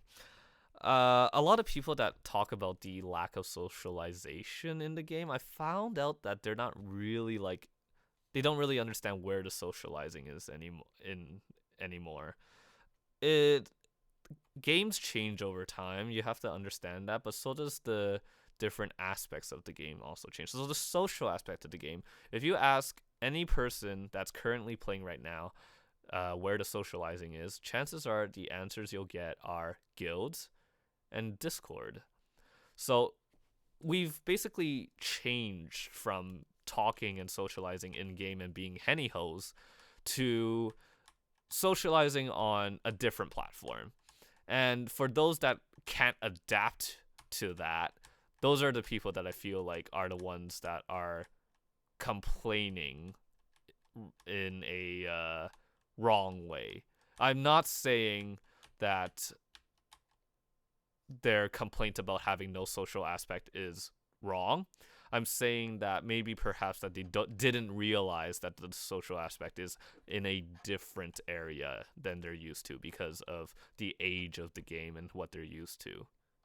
I mean, would you say that's a fair argument or not? Anyways, so throughout this time, blah blah blah, starting to get my second line second line inner ability. This was a lot of work put into it. I didn't really put too much into the showing of this because it was just basically me farming freaking honor medals and using them myself and then just continuously rerolling. So I started the series in 2014 of October. This is now 2016 of December. So it took me 2 years to get my inner ability to this. Just put that in perspective for a second. I will say this though, my inner ability was never a focused project. I never put in mesos or any like dedicated farming into the thing. I just did it when it was convenient for me.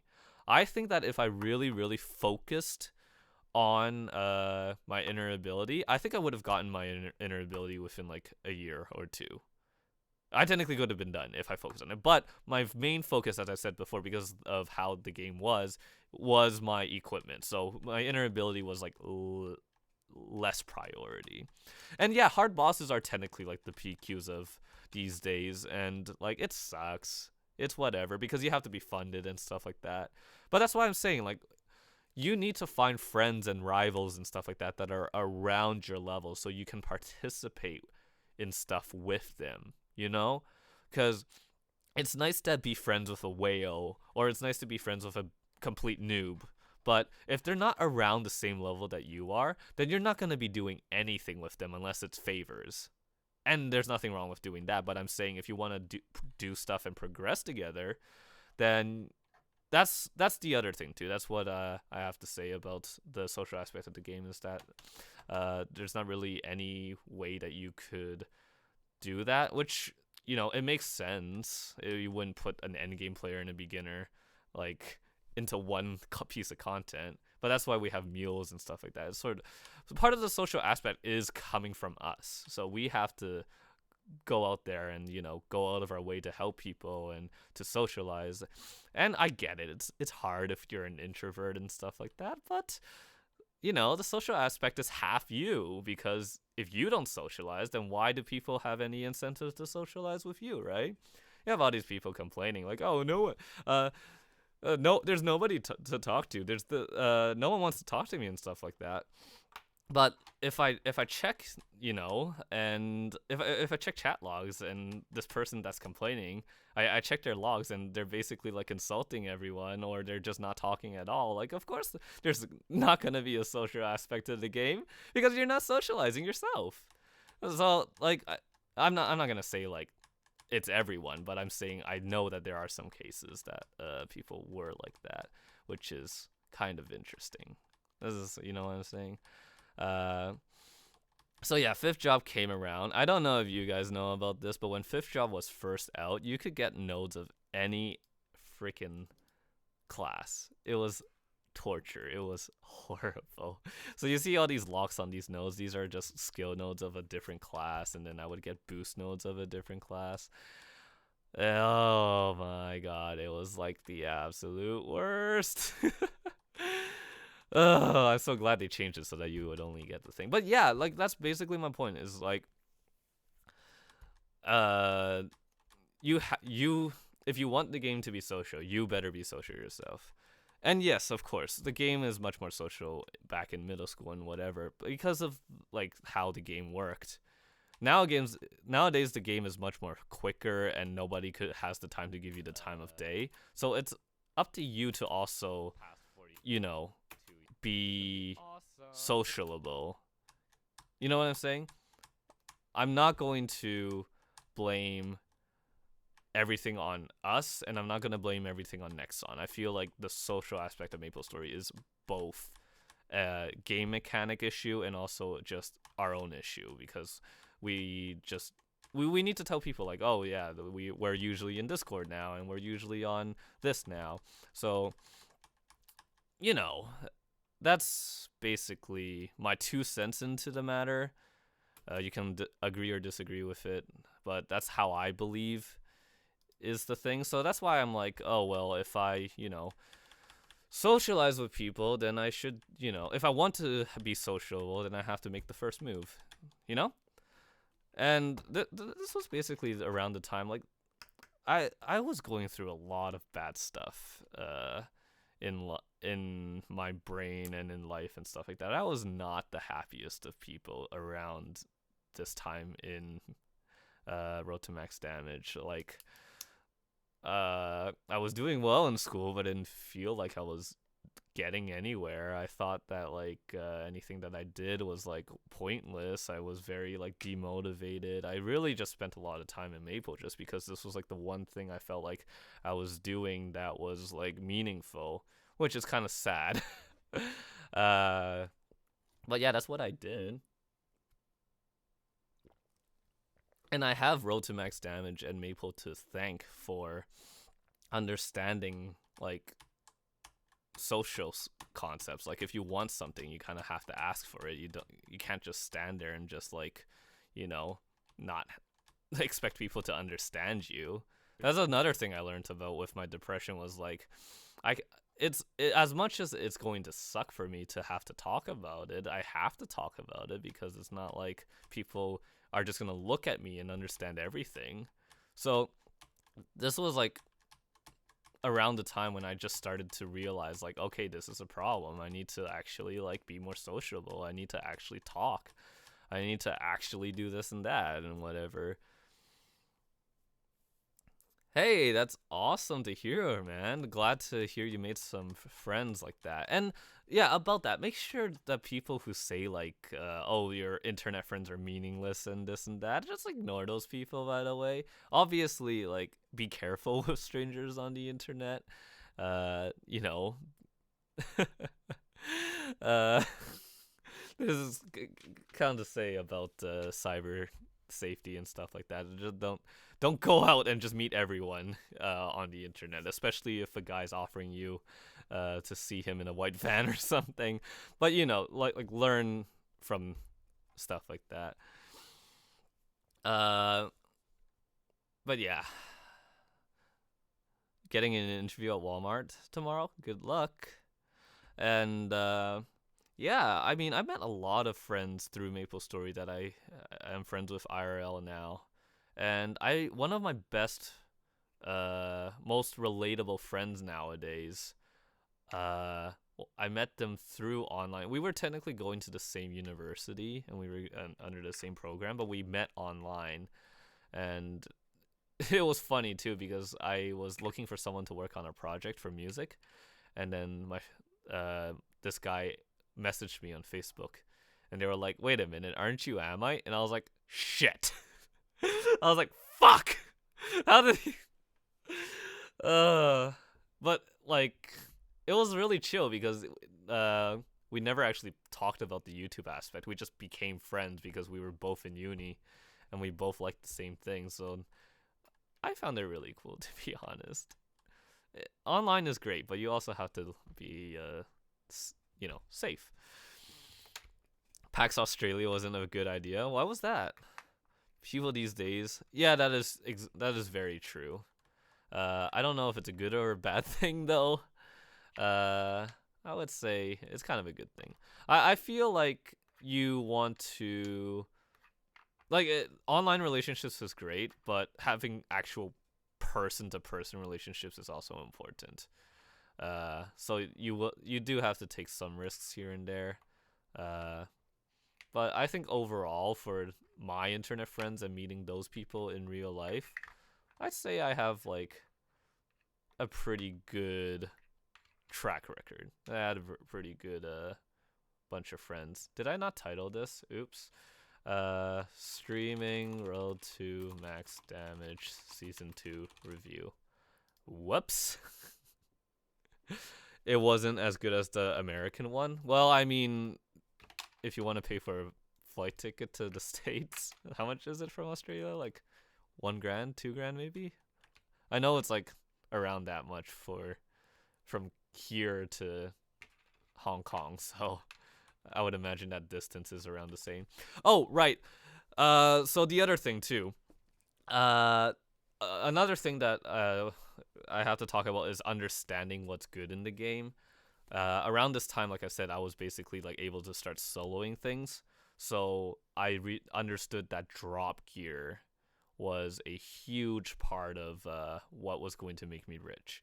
So I never actually had drop gear up until this moment because I was only I was only focused on just funding myself at this point. So around it was only around this time when I was like, oh, okay, so now since I'm getting like very much serious into the game, and now I'm very much trying to do bosses and stuff very regularly and trying to make muscles from them, I should probably get some drop gear. So this was my second Miracle Time session. Well, third technically, my bad. Uh, and this time I focused on doing drop gear. So the gear I chose, I had a kind of weird list of them. I chose specs, and I basically chose tradable gear as my drop gear because I found that it was a much bigger advantage to have tradable drop gear so that I could move it between meals. So if I wanted to fight like a bunch of bosses with all my characters, I could do that and I could get a bunch more drop out of it. If I wanted to, borrow drop gear for my friends, they could do that. If I wanted to, move my drop gear into a second character because I was getting carried or whatever, that was also an option. So that's why I chose the specs, the black bean ring, and I think Simon gave me a earring himself. Oh, I see. Yeah, I don't think I'm gonna go back to Hong Kong just yet. So this was just basically a quick session to get everything tiered up to legendary. Again, for those that aren't familiar with Double Miracle Time, hey, what's up, Ben? Oh, no problem. Thanks for stopping by, though. See you in season 4, man. One thing about Double Miracle Time, I think a lot of people nowadays are much more educated about it, but Double Miracle Time is about tier ups. It's not about lines. You want to tier up as fast as you can in as little cubes as you can. You want to tier up everything first before you go for lines. If you end up rolling like 3-line unique or whatever, that's great, but just remember that after you finish tiering up an item, move on to the next item right away and don't go hunting for lines, because you can do that much later, whether if it's from crafted cubes or RP cubes or whatever, or leftover cubes. But during that 1 hour where you have Double Miracle Time, you want to tier up quick and fast. Not to say that you would have enough cubes to go through the entire hour, but case in point is tier up. How did I get the goggles? So I got the goggles through CWKPQ. I took one of the pairs that I got from doing the PQ, and I kept it for myself. I paid my friends for the split and basically took it for as if I bought the thing myself. So yeah, that's how I got the goggles. But the other way to get the goggles back then was that you could get it through Gachapon, so that was another source of where you could get the goggles. Nowadays, I'm not sure though. That's the thing. But I'm glad I went through with the goggles thing, because now it's probably one of my most favorite items that I own, just because of the lines that I got and stuff like that. Double drop on first legendary roll, you lucky bastard, man. So at this point, this was my commitment. Now this this was basically the transition from, oh, I'm sort of on the fence about really funding my character and taking Maple very, very seriously, to, okay, I'm actually doing it now, because I went from VIP to Terminus, and that was basically like the idea. It was just like getting it there. So I don't think I ended up getting everything tiered up to what I needed, but I got pretty close. The important thing was getting my drop gear, which I ended up getting, so that was good. And yeah, I do like specs. They're pretty cool. Oh yeah, Come on, give me something good. I'm gonna turn up the volume here, but I still remember this Double Miracle Time for this one specific reason, and this was my B pot on my LGR. I'll play it. Oh, come on. How many Qs do I have left? 21? Let's move on to the pendant then. Hold on, let me, because it's here where it happens. Let me just, here we go. Or 3 lines. Come on. Oh, how many is that? 1. Nah. Fine.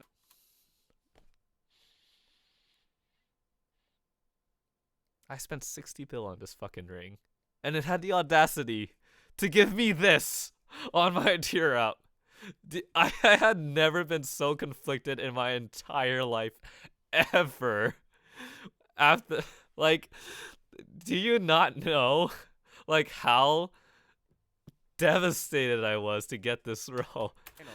Oh my. Are you freaking kidding me? Are you joking? This is so sad.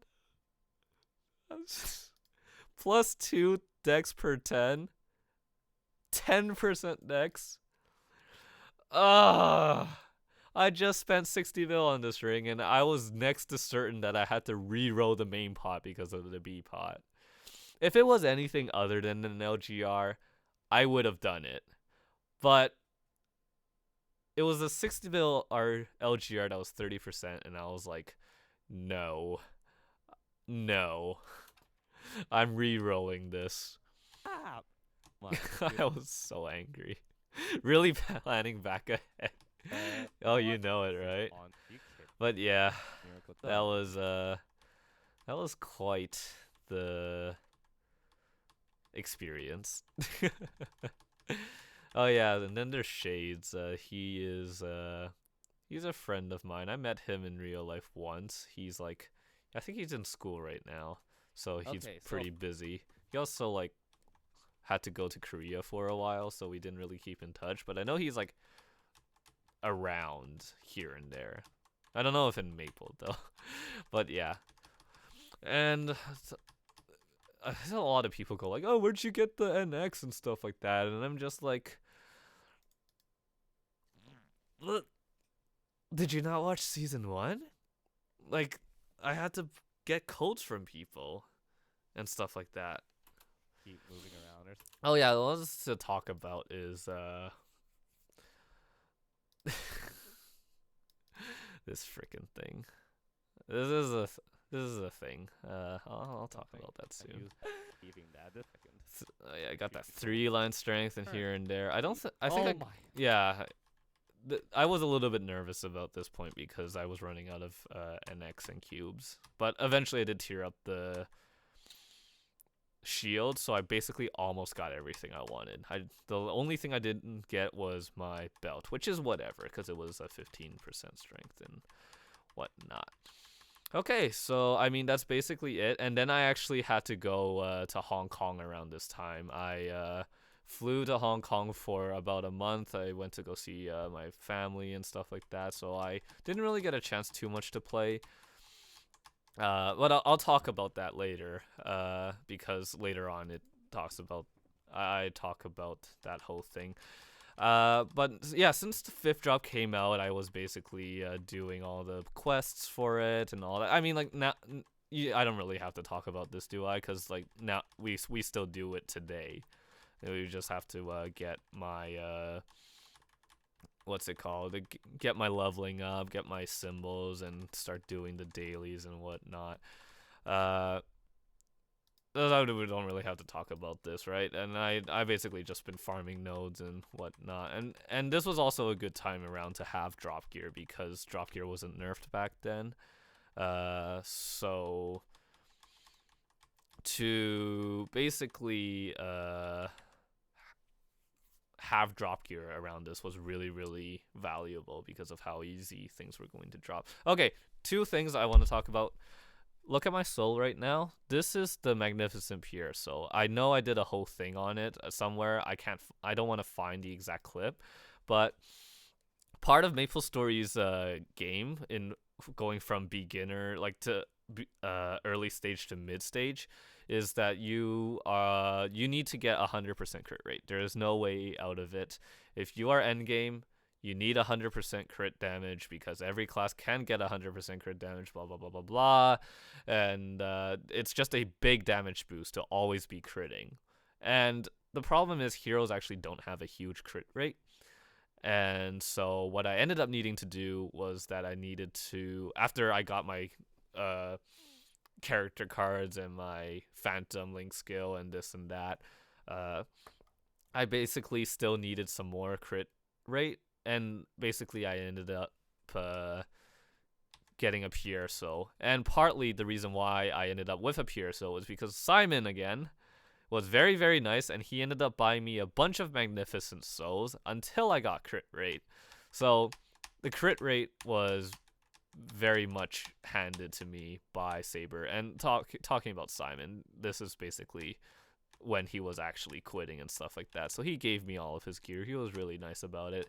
I didn't want to take it and sell it because I just didn't feel like that was a thing. I didn't want to. But then I basically put it on my Night Lord, and I basically used that equipment to do bosses and stuff like that on that character. So I felt like that was more appropriate than just selling it off. So Simon, if you're still watching, your Phantom gear is still on my Night Lord, by the way. So let's see. I can't remember why I was buying the stuff. Oh, yes. I remember now. So, again, I was basically getting more and more 3-line equips, and I was still doing accessories because that was the only thing I can. And I got a 27% reinforced ring, which is good because it was technically 3-line. Took me a while, but whatever. Since I was technically done, I could nab it, blah, blah, blah, blah, blah. Started doing cubing here and there. But it's nothing really, like... But you can still see, like, I'm still not godly, right? I mean, I'm just getting around to 20k stat. So, again, this is around the time when, like, you're going to hit a plateau because you're sort of, like, upgrading stuff from a 2-line to 3-line.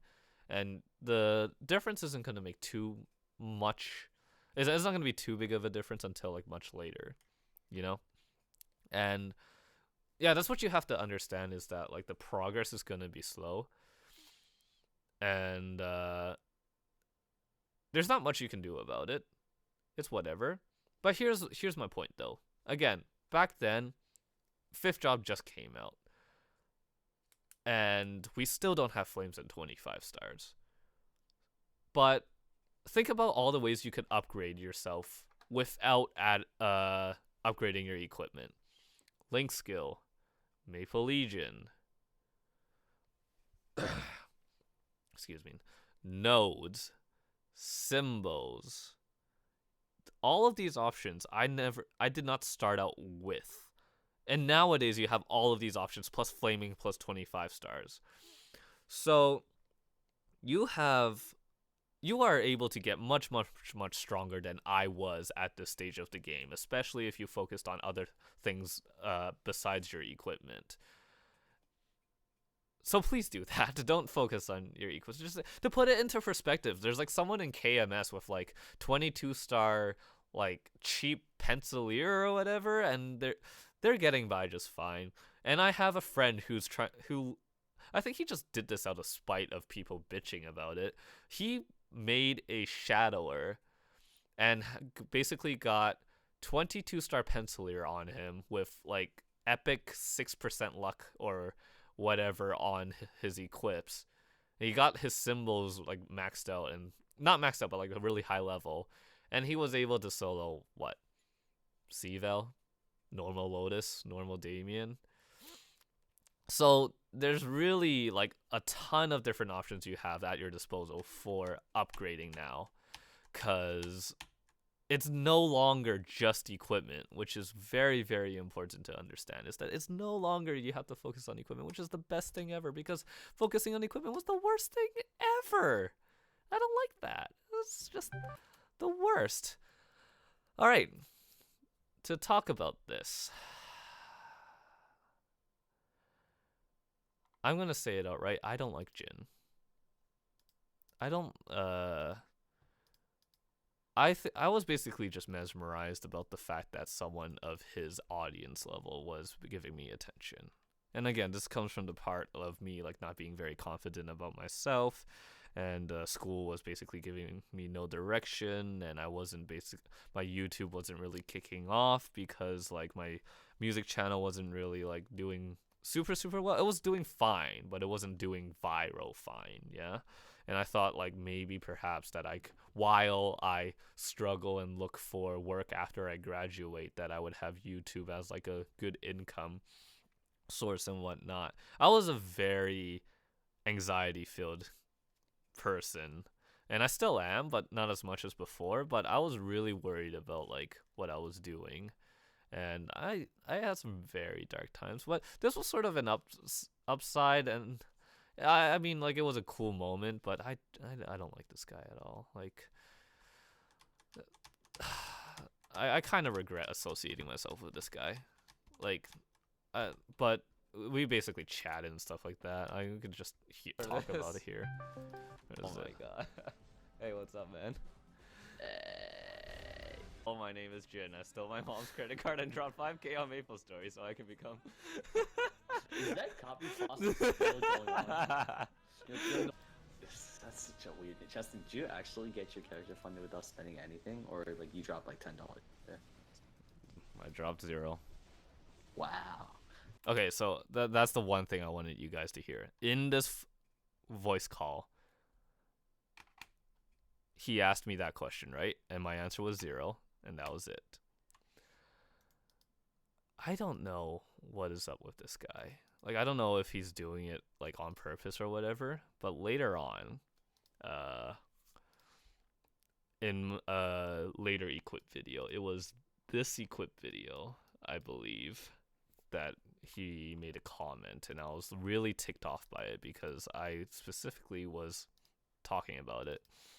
I deleted it, but I was just like really annoyed how he basically implied that I spent money in the game, even though I specifically told him in person in voice call that I spent 0, and he was still like, oh, well, you're a free-to-play budget player. And I'm just like, no, I'm not. I'm completely free-to-play. Stop fucking, like, are you the reason why people are thinking I'm putting money into the game? Like, god fucking hell. That was just, like, really annoying, and, like, I was just like, whatever, just whatever. But then, like, I'll just flash it there.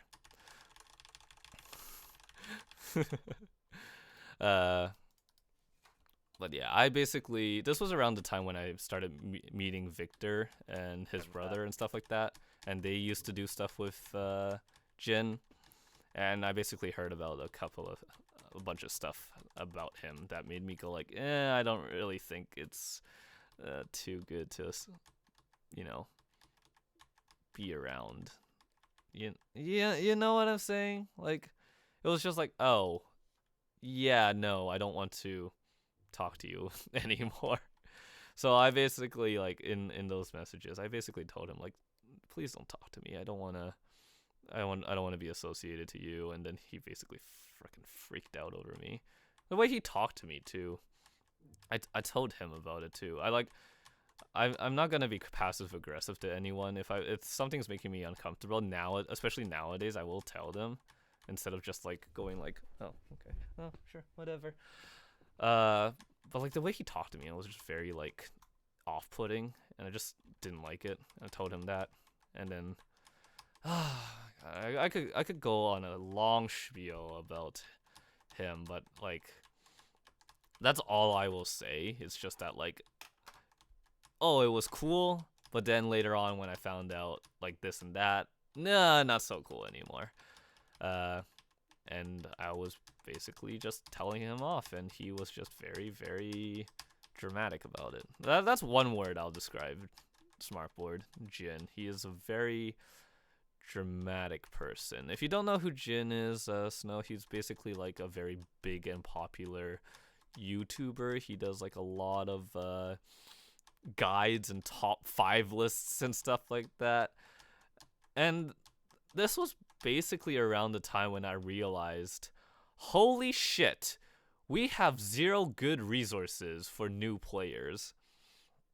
And I was like, okay, one thing you have to know is that Mesogears was actually a 3-year project. I hate to admit it.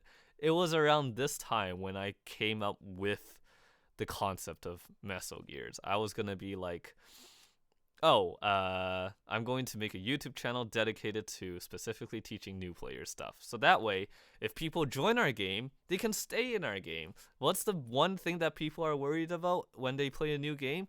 Retention. How are you going to retain someone's attention in MapleStory if they're going to be lost for 30 hours? Like, they're not going to stay here. They don't have any incentive to stay. So that was basically my motivation to start Metal Gears, and 3 years later, I finally started. It was a very long process, and I was just like, whatever. What did he do?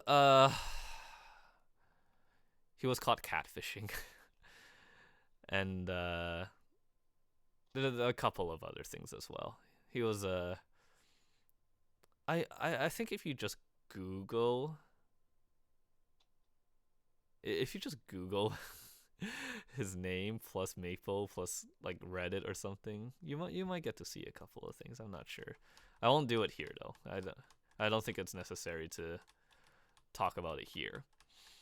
And so we're talking about Road to Max Damage. Yeah, so it's around this time when I actually started the whole Metal Gears thing. I started it by myself, and I had to figure out how to organize it. Because here's my biggest criticism about Maple guides around this time and currently. There are so many guides that are like 20 minutes long, 40 minutes long, 1 hour long, 1.5 hours long. That could be explained in 5 minutes, 10 minutes, 15 minutes at most. When I write a script for Metal Gears, I really want to make sure that every sentence means something and it's worth your time. I don't want any time wasted. Nobody wants to start a game and have to go through a 30-minute video guide just to start playing. I think the only exception to this ever is probably Warframe. Because to learn about all the little nuances and random bullcrap about MapleStory is not fun. People just want to get into MapleStory and start leveling up and progressing right away, yeah? And I don't know about you guys, but if I search up a guide and I see that every video's like 30 to 40 minutes or 20 even, I'm turned off right away. I also am turned off when people open up their guides with, hey, what's going on, everybody? It's your boy coming back at you with another tutorial, blah, blah, blah, blah, blah, blah. And they'll spiel for 5 minutes straight before they even get to the first point of the guide. And I said to myself, well, no wonder no one wants to fucking learn MapleStory, right? So that's the whole basis of Metal Gears, is that there's no bullshit, there's no personal stuff. And I was just like, okay, I want Metal Gears to be like, just no bullshit. That's all I care about. And if you watch the first guide I released, that was basically my goal. Did I do a good job? I don't know. Like, I think a lot of people liked it, but you can tell me. Here's the thing though. The whole point of Metal Gears is that it's based off of player feedback and based off of peer review. There's so many guides out there that's not even peer reviewed or just written by one person and drafted and released right away. There's so many guides on YouTube and on whatever, like maybe the forums, I don't know, that are like just wrong. There's some stuff that's just wrong completely. Potential or Star Force on your gear depends where you're at. If you're just starting out, I'd say Star Force and scrolling. You should focus on your nodes and your symbols, to be honest. I mean, there was a guy that was like saying that Flames gave ignore defense as a line. And I was just like, are you fucking serious? Like, really? You're a 219 hero? You should get to 210. That's what you should do. Extra 300 strength right off the bat when you get to Lachlan. You should get to 235 as soon as you can, if anything. So, just whatever you can to get by to one shot the monsters. To be honest, I think priority nowadays should be 230. Actually, that's a really interesting thing to put up, because that's a really interesting thing. Freaking what's it called? Uh, back then there was no incentive to go beyond the 200, right? Because we didn't have fifth job, we didn't have node slots or anything. So getting to 250 was just like a flex or just like an extra thing. Yes. What did you think this stream was about? This is we're reviewing Road to Max Damage right here. I'm giving you guys tips. But now, because we have Arcane River and all these new areas, you want to focus on leveling up. But if you don't do enough damage, what I would definitely recommend is upgrade your nodes, upgrade Star Force. Depends on your potential. If you have like legendary stuff, I would maybe say focus on your potential. If you have unique and epic stuff, try and get like 1 or 2 lines of stat onto your equips and then attack and whatever on your weapon secondary emblem. And then upgrade your Legion. Yeah, what Snow is saying. Upgrade your Link skills, upgrade your Legion to at least level 2. And I would recommend level 2. So, yeah. Oh, if you're in Reboot? Oh, potential. Easy. Potential. I didn't realize you were in Reboot. Potential all the way. 12 mil a cube, man. Like, what are you gonna do with 12 mil in Star Force thing? Nothing. I would probably at least get my stuff to 12 stars, maybe. Oh, thanks, Philly. Thanks for stopping by. I would probably get my stuff to at least 12 stars, but ideally you would want 17. That's a little bit difficult to do if you're not doing an event. But there is an upcoming 5, 10, 15 event coming soon, so if you want to save money for that, then yeah. And yeah, when you're in Reboot, you are weaker because monsters have more health than regular server monsters, and also, but you also have what's it called? The Reboot buff, which you get like a bunch of % damage the higher level you go. But yeah, if you're in Reboot, cubes, easy. Let's see. I wouldn't recommend crafting Master Craftsman's cubes if you're in Reboot, though, because it's just probably much more time efficient to farm meso with economy and stuff like that.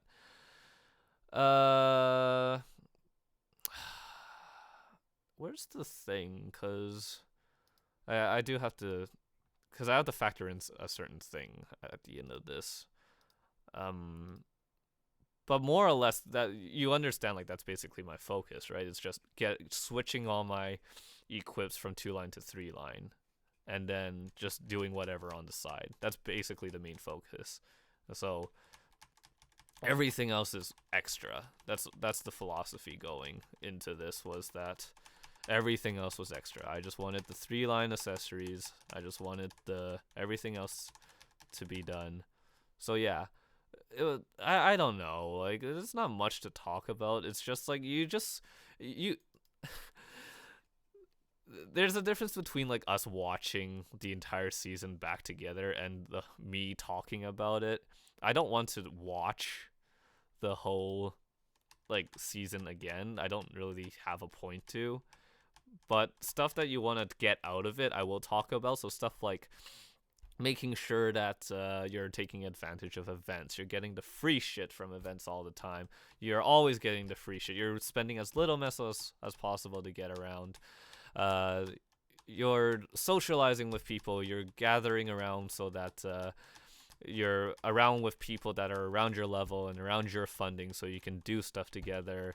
You're also trying to make sure you're funding yourself efficiently and all that. So really, it's like, I don't really have too much to say about any of this too much. But those are sort of the main points that I have, is just understanding how, like, the different points that I said, like how different upcoming changes to the game affects the economy, how do you shop, and how do you get cost efficient stuff and stuff like that.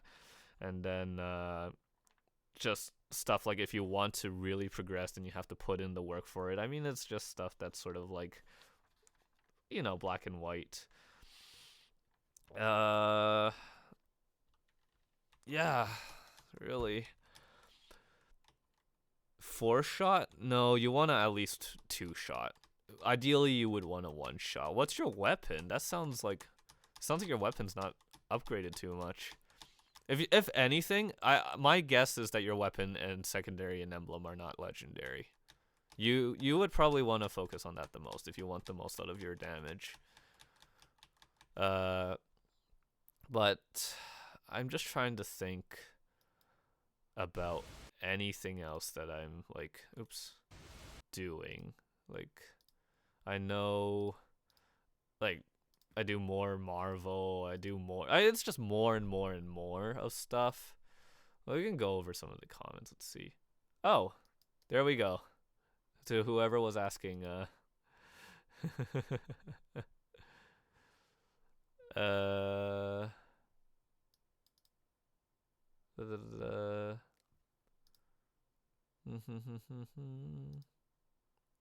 trying to,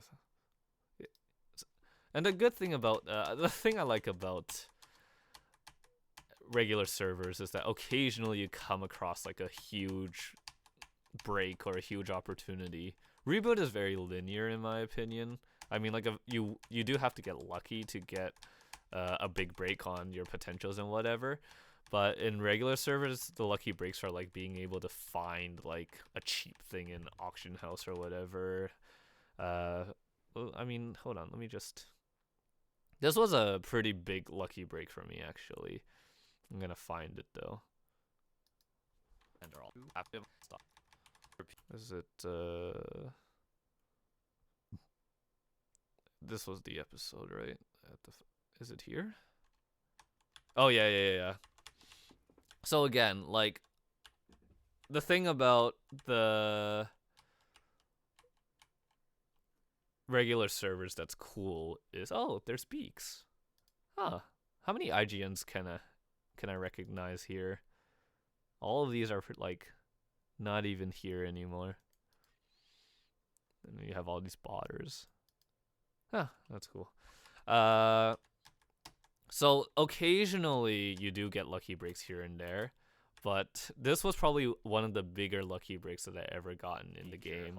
Was just walking into auction house and seeing this.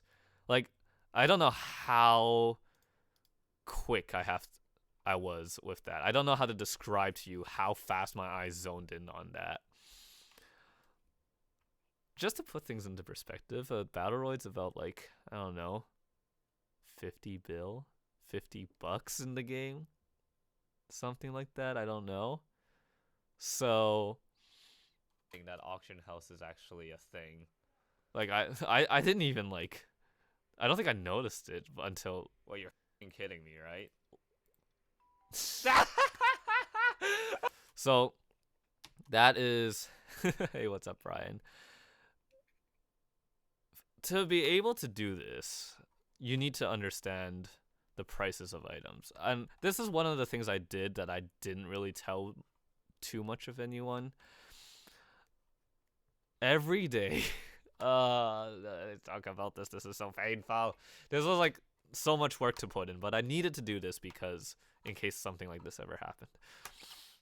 You need to know what is the most expensive items in the game. You need to know what is luxury. You need to know when you see an item in the auction house, if it's a steal right away or not. If you hesitate, someone else will take it from you. And that's part of the reason why playing the market is really fun for me, was because sometimes you have these like little glimpses of opportunity and just luckiness to grab. Here's the thing though, right? A lot of people would say, oh, this guy just made a mistake because he put this up for max and didn't realize that you could buy it for max. That would be a good argument if it was for 10 bill, but this guy put it up for 9 bill. So not only was it a pricing error, it was just a big error in general, and I capitalized on it. Is it a scam? No, because I didn't tell him to sell this person to sell me a thing for 9 bill. This guy put it up for himself. So yeah, I feel like a lot of people, they sort of blame the wrong person sometimes. But those people are stupid. Yeah, I would probably, like, you still haven't answered the question though. What's your weapon secondary and emblem, by the way? But yeah, this was one of my biggest lucky breaks. I've always been saying, like, I can never snipe anything big. I can never do anything. Like, I'm just not lucky.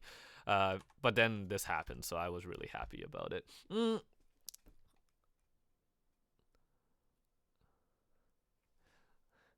Yeah, I'm sure no one else would have bought it if I just left it there. Yeah, that's just, nobody would pay attention to that, right? But yeah, I remember specifically that every day in the FM, I would be searching up Owl of Minerva for LGRs, Forest Guardians, Hyla's Rage, Magnus Rage, Battleroid, Frenzy. Like, I would basically just continuously search the prices of CSS, Epic Pos, and basically all these other common things in the game, because I always needed to make sure that I was up to date with the current prices. Because what if, like, I walked in there and all of us, like, because the thing is, if I didn't do that and I walked in there and I saw the Battleroid for 9 bill, I wouldn't have thought about it, right? But because I knew Battleroids were like 50 bill, I was like, oh, yeah, of course I'm gonna freaking steal this. So I spent a lot of time memorizing and learning prices of not only the most expensive items, but also the most common items, so like elite boss drops and stuff like that. So if I ended up seeing something for much more cheaper than the usual price, then I know immediately to pounce on. So a lot of the stuff is, again, getting information. That's like your biggest asset in a game like this, is knowing the correct information. And like I said, us as a community, we don't really give the best of information for new players and stuff like that. Whether it's because we have to keep our secrets to ourselves personally, or if it's just like we're explaining stuff terribly. It's just, we're terrible at it. That's why Metal Gears is the thing. That's why I really want to make sure I cover everything about MapleStory, because I love this game and I want people to join in on this game and go through the RNG hell that is MapleStory. But all in all, though, I feel like MapleStory is, fun. If I wouldn't be playing this game if I wasn't, right? So retention, that's the important thing that I value the most when I make a guide videos. Hey, what's up, Don?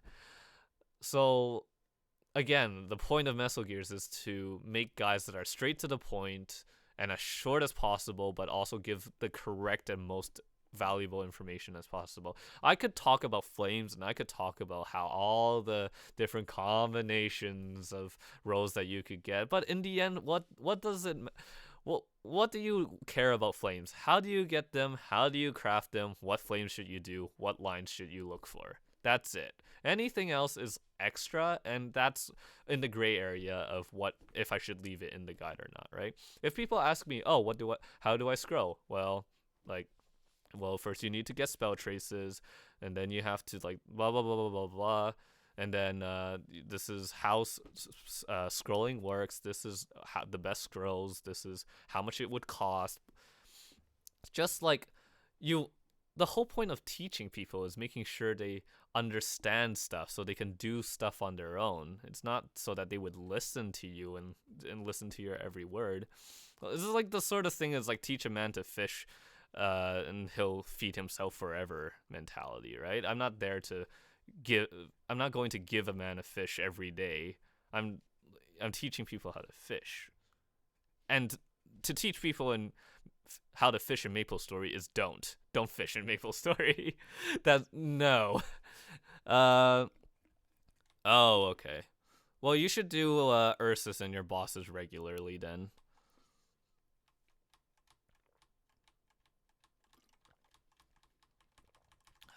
Anyways, so my time is a little bit short because I need to start getting ready for some stuff. More in all, like all of this is just like now I'm basically trying to get a bunch more stuff, and I'm trying to get my nodes up. I'm trying to get my tops and my bottoms and my armor pieces even more stronger. I know that Maple Union is coming, so that's why I started leveling a bunch more characters and blah blah blah blah blah. And then sorry, 1 second. And I also ended up getting an Outlaw Heart. How I got this Outlaw Heart was also sort of like a half give me and half whatever. So again, like I was mentioning before, I do. This was the last thing I wanted to talk about is how I got the Outlaw Heart. If you watch, the videos, you'll know. But I'll talk about the behind the scenes sort of stuff, right? So if you watch the video, you'll see that I bought it from my friend Danny. And again, in this economy, no one wants Meso. Seriously, being a free-to-play player during Season 2 was the worst thing ever because I wanted stuff and I couldn't get stuff because no one wanted Meso. It was the most frustrating thing ever to deal with. Anyways, I knew Danny through Paul, and again, this is why networking is important and stuff like that.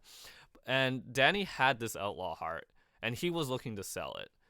And I really, really wanted it. And I knew that because Meso was so worthless that I needed to give him an offer he couldn't refuse. So I gave him, I think it was 60 bill or something. It was basically the same price as the what's it called? The LGR. Like 7 red cubes. This is Robin, by the way. I'm still friends with him. I can't remember. Where is it? I don't remember. I don't want to go through it all, but yeah, this was quite the big upgrade. Going from Superior Lydium to Outlaw Heart, that was really huge. Do you need an Outlaw Heart? My answer is probably not. Depending on how you look at it. Meso Market was not a thing back then, no. And even if it was, Meso was still so worthless that I just didn't see any point in using it. I know around this time it was going to be... No, I don't think it was going to be implemented. There was no way I knew because KMS had the Meso Market a long time ago. Or they had like some sort of Mesos to Maple Points system. But yeah, it was just not a thing. Nowadays, though, should you get an Outlaw Heart? Eventually, yes. The reason why everyone wants an Outlaw Heart is because it's P Sockable. That is the only reason, and the fact that it goes to plus 12. Every other heart, from what I know, goes to plus 11, so technically you're missing out on 1 upgrade slot for scrolling. But think about it this way. Let's go to the auction house right now in Scania. I want to show you guys something. And I'm going to switch over to here for a second. Titanium Heart. A Titanium Heart gives 11 slots. Oh, and the other reason why is that it's valuable is because it's the only heart that can go beyond have 25 stars or whatever. I forgot about that part. But I wonder. I think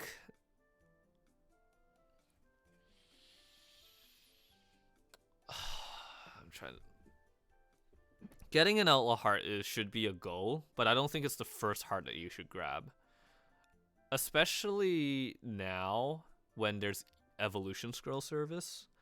I think one of the best things that you can grab at mid-game on a regular server is a Titanium Heart or a Fairy Heart. It doesn't need to be the most expensive heart or the most OP heart out there.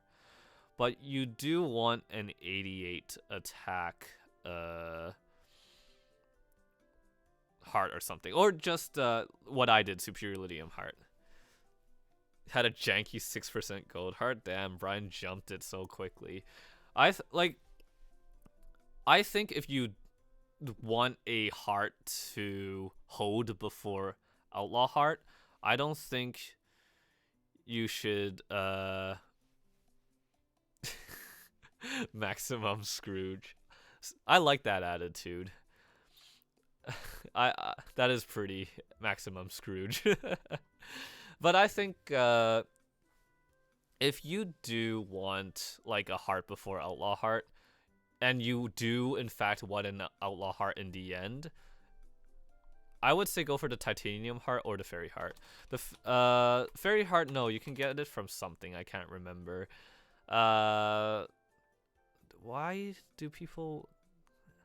I don't remember why people like Fairy Heart more. For some reason in here, Fairy Heart's much more expensive than Titanium Heart. Even though if you look at both the stats, they both go up to 8 stars, they both have 11 slots. I think it's because it powers like a certain android that people like. But Titanium Heart's technically the cheaper option. And if you want to go even cheaper... stupid. Like, Superior Lithium Heart. If you really, really want to, like, if you really would need to have a heart, then go for some of these cheap options. But don't go, but basically, like, try to Scrooge yourself into,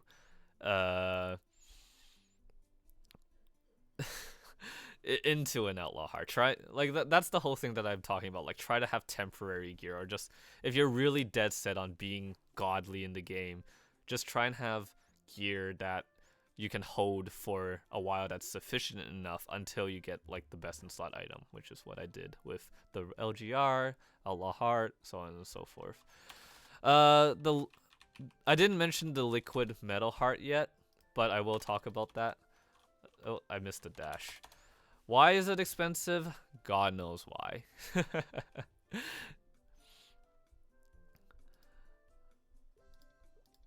Why not? Let's take a look here. So let's take a look at some. So remember the prices of a Titanium Heart and of a Fairy Heart. Titanium was 1 point something bill. Superior Lithium Heart was 500 mil, and Fairy Heart was 2 bill. Clean Liquid Metal Heart, 9 bill, 10 bill, 10 bill, 8.5 bill, 20 bill for a complete Evil Scrolled one, 8 bill, 9 bill, 10 bill. Hey, what's up, Victor? How's your essay doing? I don't remember. Oh, this like plays no factor in. I will not accept this as an argument. Just because it's level 120 and it could get to 15 star does not justify the price of it at all. The extra 3 stars you'll get is like what, 9 all stat or something. Not worth the extra 7 bill you'll be fishing out or whatever. So I guess that's why I didn't talk about it. But I will tell you a funny story about the Liquid Metal Heart. So in KMS, I don't think we had did they have Titanium Hearts and Superior Lithium Hearts? I don't remember. But I did know that the Liquid Metal Heart was a big deal to them because it was like a heart with 11 slots and it got to 15 stars and blah blah blah, and people could actually MEE the thing, so you could technically get blue stars on it or something like that, which I don't remember what it was because it was so long ago. But I thought that this was going to be the next big heart that people would want to steal. So I had my eyes set on these things like really, really early on. But then like I found out like how shitty of a heart it is compared to the Outlaw Heart. So I was like, oh, well, that's a bit awkward. So sometimes, you know, I do all this research and stuff and it doesn't work out because, you know, it's not difference between paper and practical. The heart thing is the same as GMS Reboot. Is that what it is? Okay, well, case in point. Fairy Hearts and Titanium Hearts exist in KMS, okay. Then I can't remember exactly what it is. I think maybe perhaps it was the blue stars, or I don't really remember. Sorry, guys, but I did know that for some reason I was really obsessed with them, and then later on when they finally came out, I was like, oh, this is garble. And yeah. Here I bought a bunch of Guardian Scroll NX gifts from someone just so that I could, look at the prices of freaking protections, just 300 freaking mil. So I paid for a lot, but I also made a lot of mesos as well. So this was a good balance. Yeah, you did start playing this. But yeah, basically, since I was very committed to being godly, I basically held on until I got my hands on best in slot stuff. I'm not gonna pull the same philosophy for stuff like hard boss accessories because that's just way out of my price range and way out of my budget. So yeah, there's a Reddit thread like right now. I think it's specifically because of the Android that it goes with. I can't like remember too much about it because that stuff doesn't really did not concern me, so I'm not researched or educated in that matter. But I will say a couple of things because this is that is what the thread is about. Oh, can you post it? How much is the dark boss set? Well, a belt goes for like $500 right now. Lotus or Damien can go up to $600. A Will pocketbook could be up to $1,000 depending on the stat. And a Vers Hilla pendant is worthless. But yeah, it's very, very expensive, and the upgrade that I would get from it is just not worth my time. I don't really want I would not ever go for a dark boss set. That's a very whale thing to do. And that's the thing though. Yeah, people have to understand what I'm doing is not like whale stuff, but it's up there on like having a higher standard, I guess. That's basically how I would describe it, is that like I was basically upping my standards. The fairy droid male and female. Yeah, like what was so good about it though? That was my question because I can't remember why. Was it because it had a shop or like I don't know. I don't remember. But yeah, this season went pretty short. And then you need to set the yeah, you don't forget it's also not any better until like you would 22 star it. Good luck with that.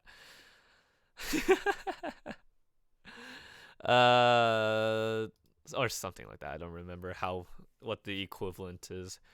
But this was a shorter season mainly because again, this is about the behind the scenes stuff. Yeah, seriously, I would rather get a frenzy instead of a bod for sure. What should we talk about? This season was cut short because I had to go to Hong Kong again. I went to Hong Kong for a little bit, and then I had to go to Hong Kong in the summer. And this was because around this time, I was nearing the end of my graduation. Actually, wait, what year is this? July? Oh no, I actually graduated university at the end of season 2. So, obviously, my parents care a lot about me. They were really worried that I wasn't going to get a good job or any of that stuff. So, I got thrown in Hong Kong over a summer to do an internship at a radio station and to get to know people and stuff like that. And I had a great time there. But when I was in Hong Kong, I couldn't play MapleStory, and I was very devastated because this meant a lot to me, especially around now when this was basically when my channel started to get a bit more traction from the series.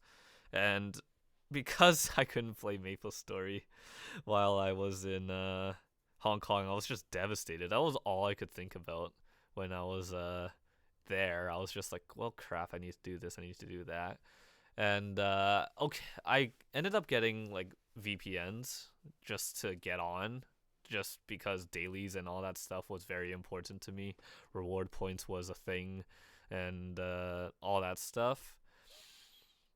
But I never took it seriously because all the free VPNs actually had a data limit. Like some would be like 250 megabytes, some would be like 500 megabytes. So it wasn't enough to play MapleStory for a very extended with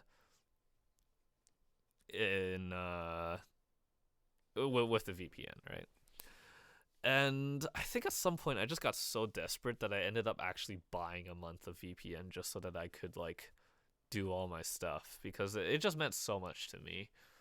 So, but again, around this time was when I still didn't have a source of income and YouTube didn't pay me super well and all that. I would get like a $50 check every like 4, 5, 6 months maybe. Nowadays, I'm doing a lot better, so thank you guys for the support. Thank you. Don't forget to subscribe to my Twitch channel if you want to support me financially. Hey, what's up, Jean? Or what's up, Volt? I mean, is it? I must have butchered it. I'm sorry. So yeah, I was. I want to talk. The last thing I want to talk about is addiction. Was I addicted to MapleStory? Yes, I was. God, holy shit! Who thought that I wasn't? I freaking like, oh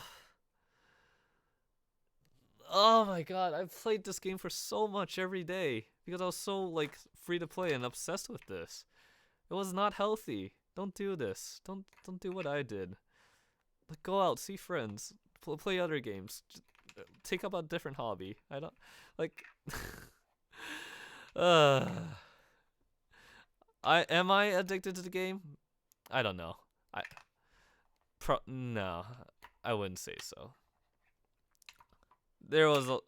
My priorities are way different now than season 1 and season 2. Even in season 3, my priorities were not as important for MapleStory. It was important because I wanted you guys to be happy and to watch videos, but I never actually went out of my way to record content and stuff like that. Unless it was like, oh, wait a minute, I haven't uploaded in 3 weeks. I should probably record something. But coming around to season 4, this is why I took a big break. Because if I wanted to keep my upload schedule the same, then I would have needed to make some extra equips. So it was just like really upsetting. Have I ever? Okay, yeah. So to talk about my this addiction, yes, I have. The whole reason why I didn't want to go to Hong Kong was because of MapleStory. The whole reason why I get upset if I have to go out is because of MapleStory. The whole reason why I didn't spend my time in uni well enough was because of MapleStory. Well, I mean, you're not wrong. I was addicted. I don't think I am as addicted to MapleStory as before. There are some stuff that I have to put in priority for the game, like my hard boss party, because I'm dealing with other people.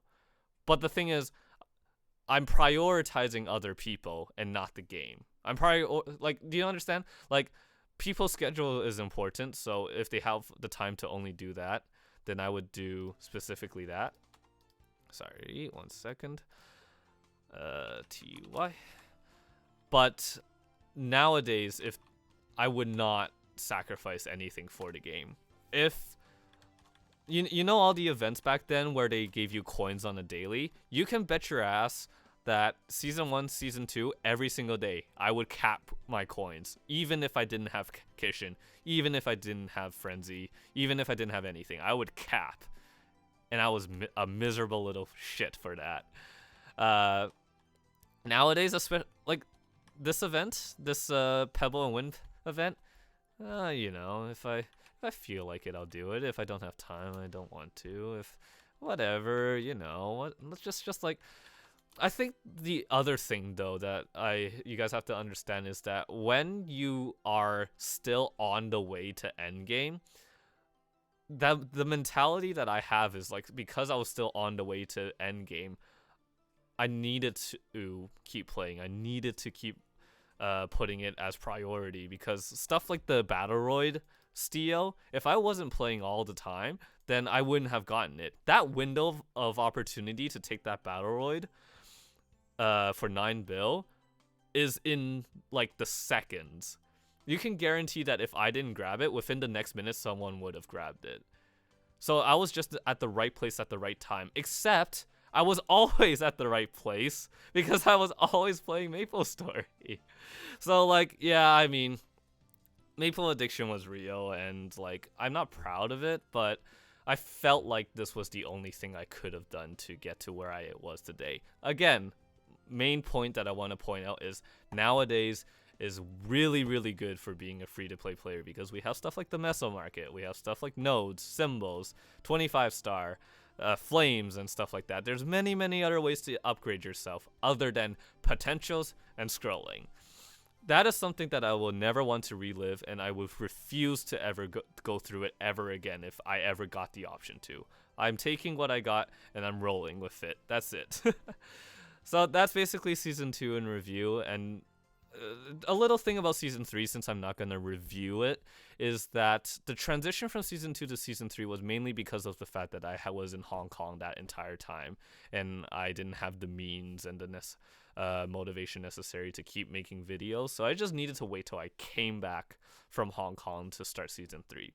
But the only difference between Season 2 and Season 3 was that instead of having 27% strength main pot on my accessories, I just wanted to upgrade them into 30%, just because why not?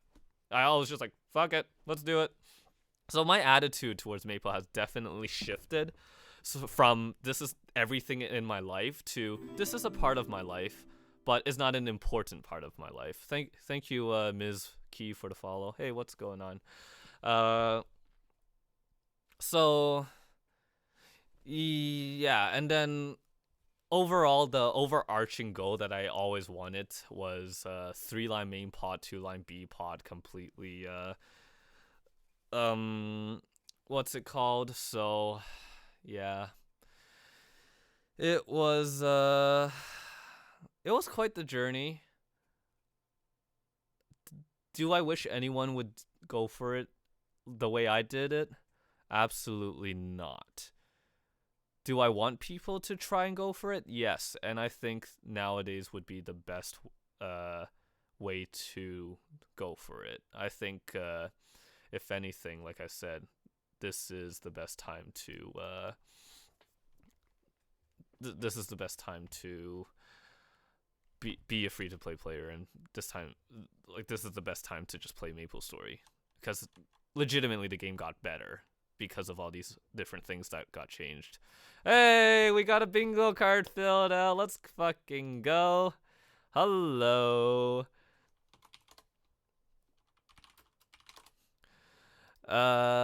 Congratulations. Thank you very much for filling in.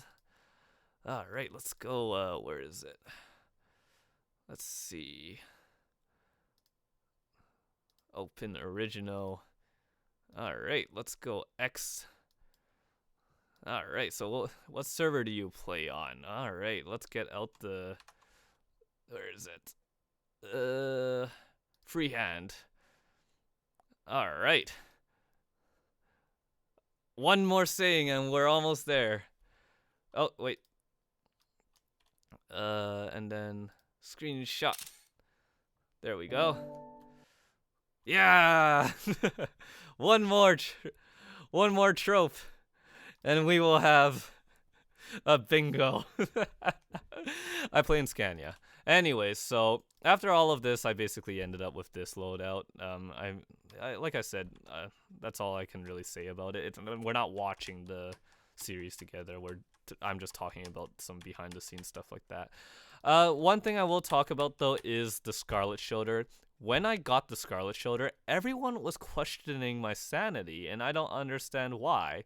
I don't understand why people thought that, like, I was being stupid, when in reality, I was making, like, a really long-term investment into the matter. And what was that investment? 5-set Arcane. Think about it. Scarlet Shoulder. I bought this thing I bought the shoulder that was 27% strength, and I can't remember how much I paid for it, like 25 bill or something. People were like, you paid for too much, you this and that, and I was like, what? That makes no sense whatsoever. Again, Esfera didn't come out, I don't think. But the arcane equipment did come out. So I knew that there was an arcane shoulder. I knew there was arcane equipment. And I knew that 5-set arcane was, you get 30% boss, this and that, right? And I knew if I wanted an arcane shoulder, I was probably going to need to farm 160 Esfera droplets myself.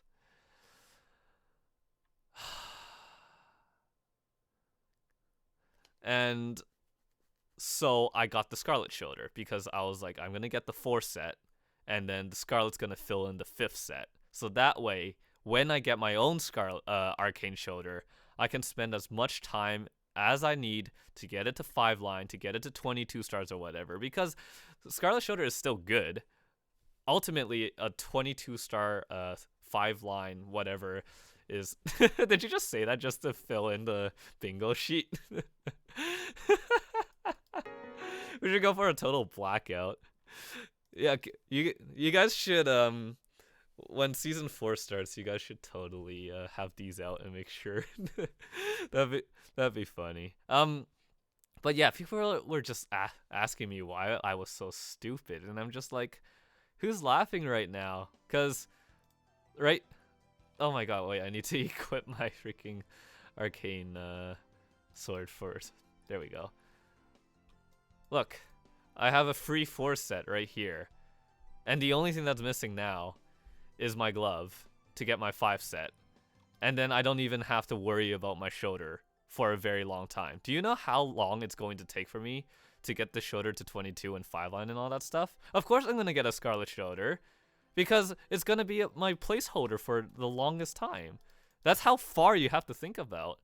At least that's how I feel. That's how far you have to think about as a free-to-play player. So it's like just Anyway, so this was the equip video that came out of season 2. This was the end of it. It was bittersweet. It brings me back to a lot of memories of addiction, crazy stuff, dedication, perseverance, and stuff like that. Am I proud of it? Not really. I'm not proud of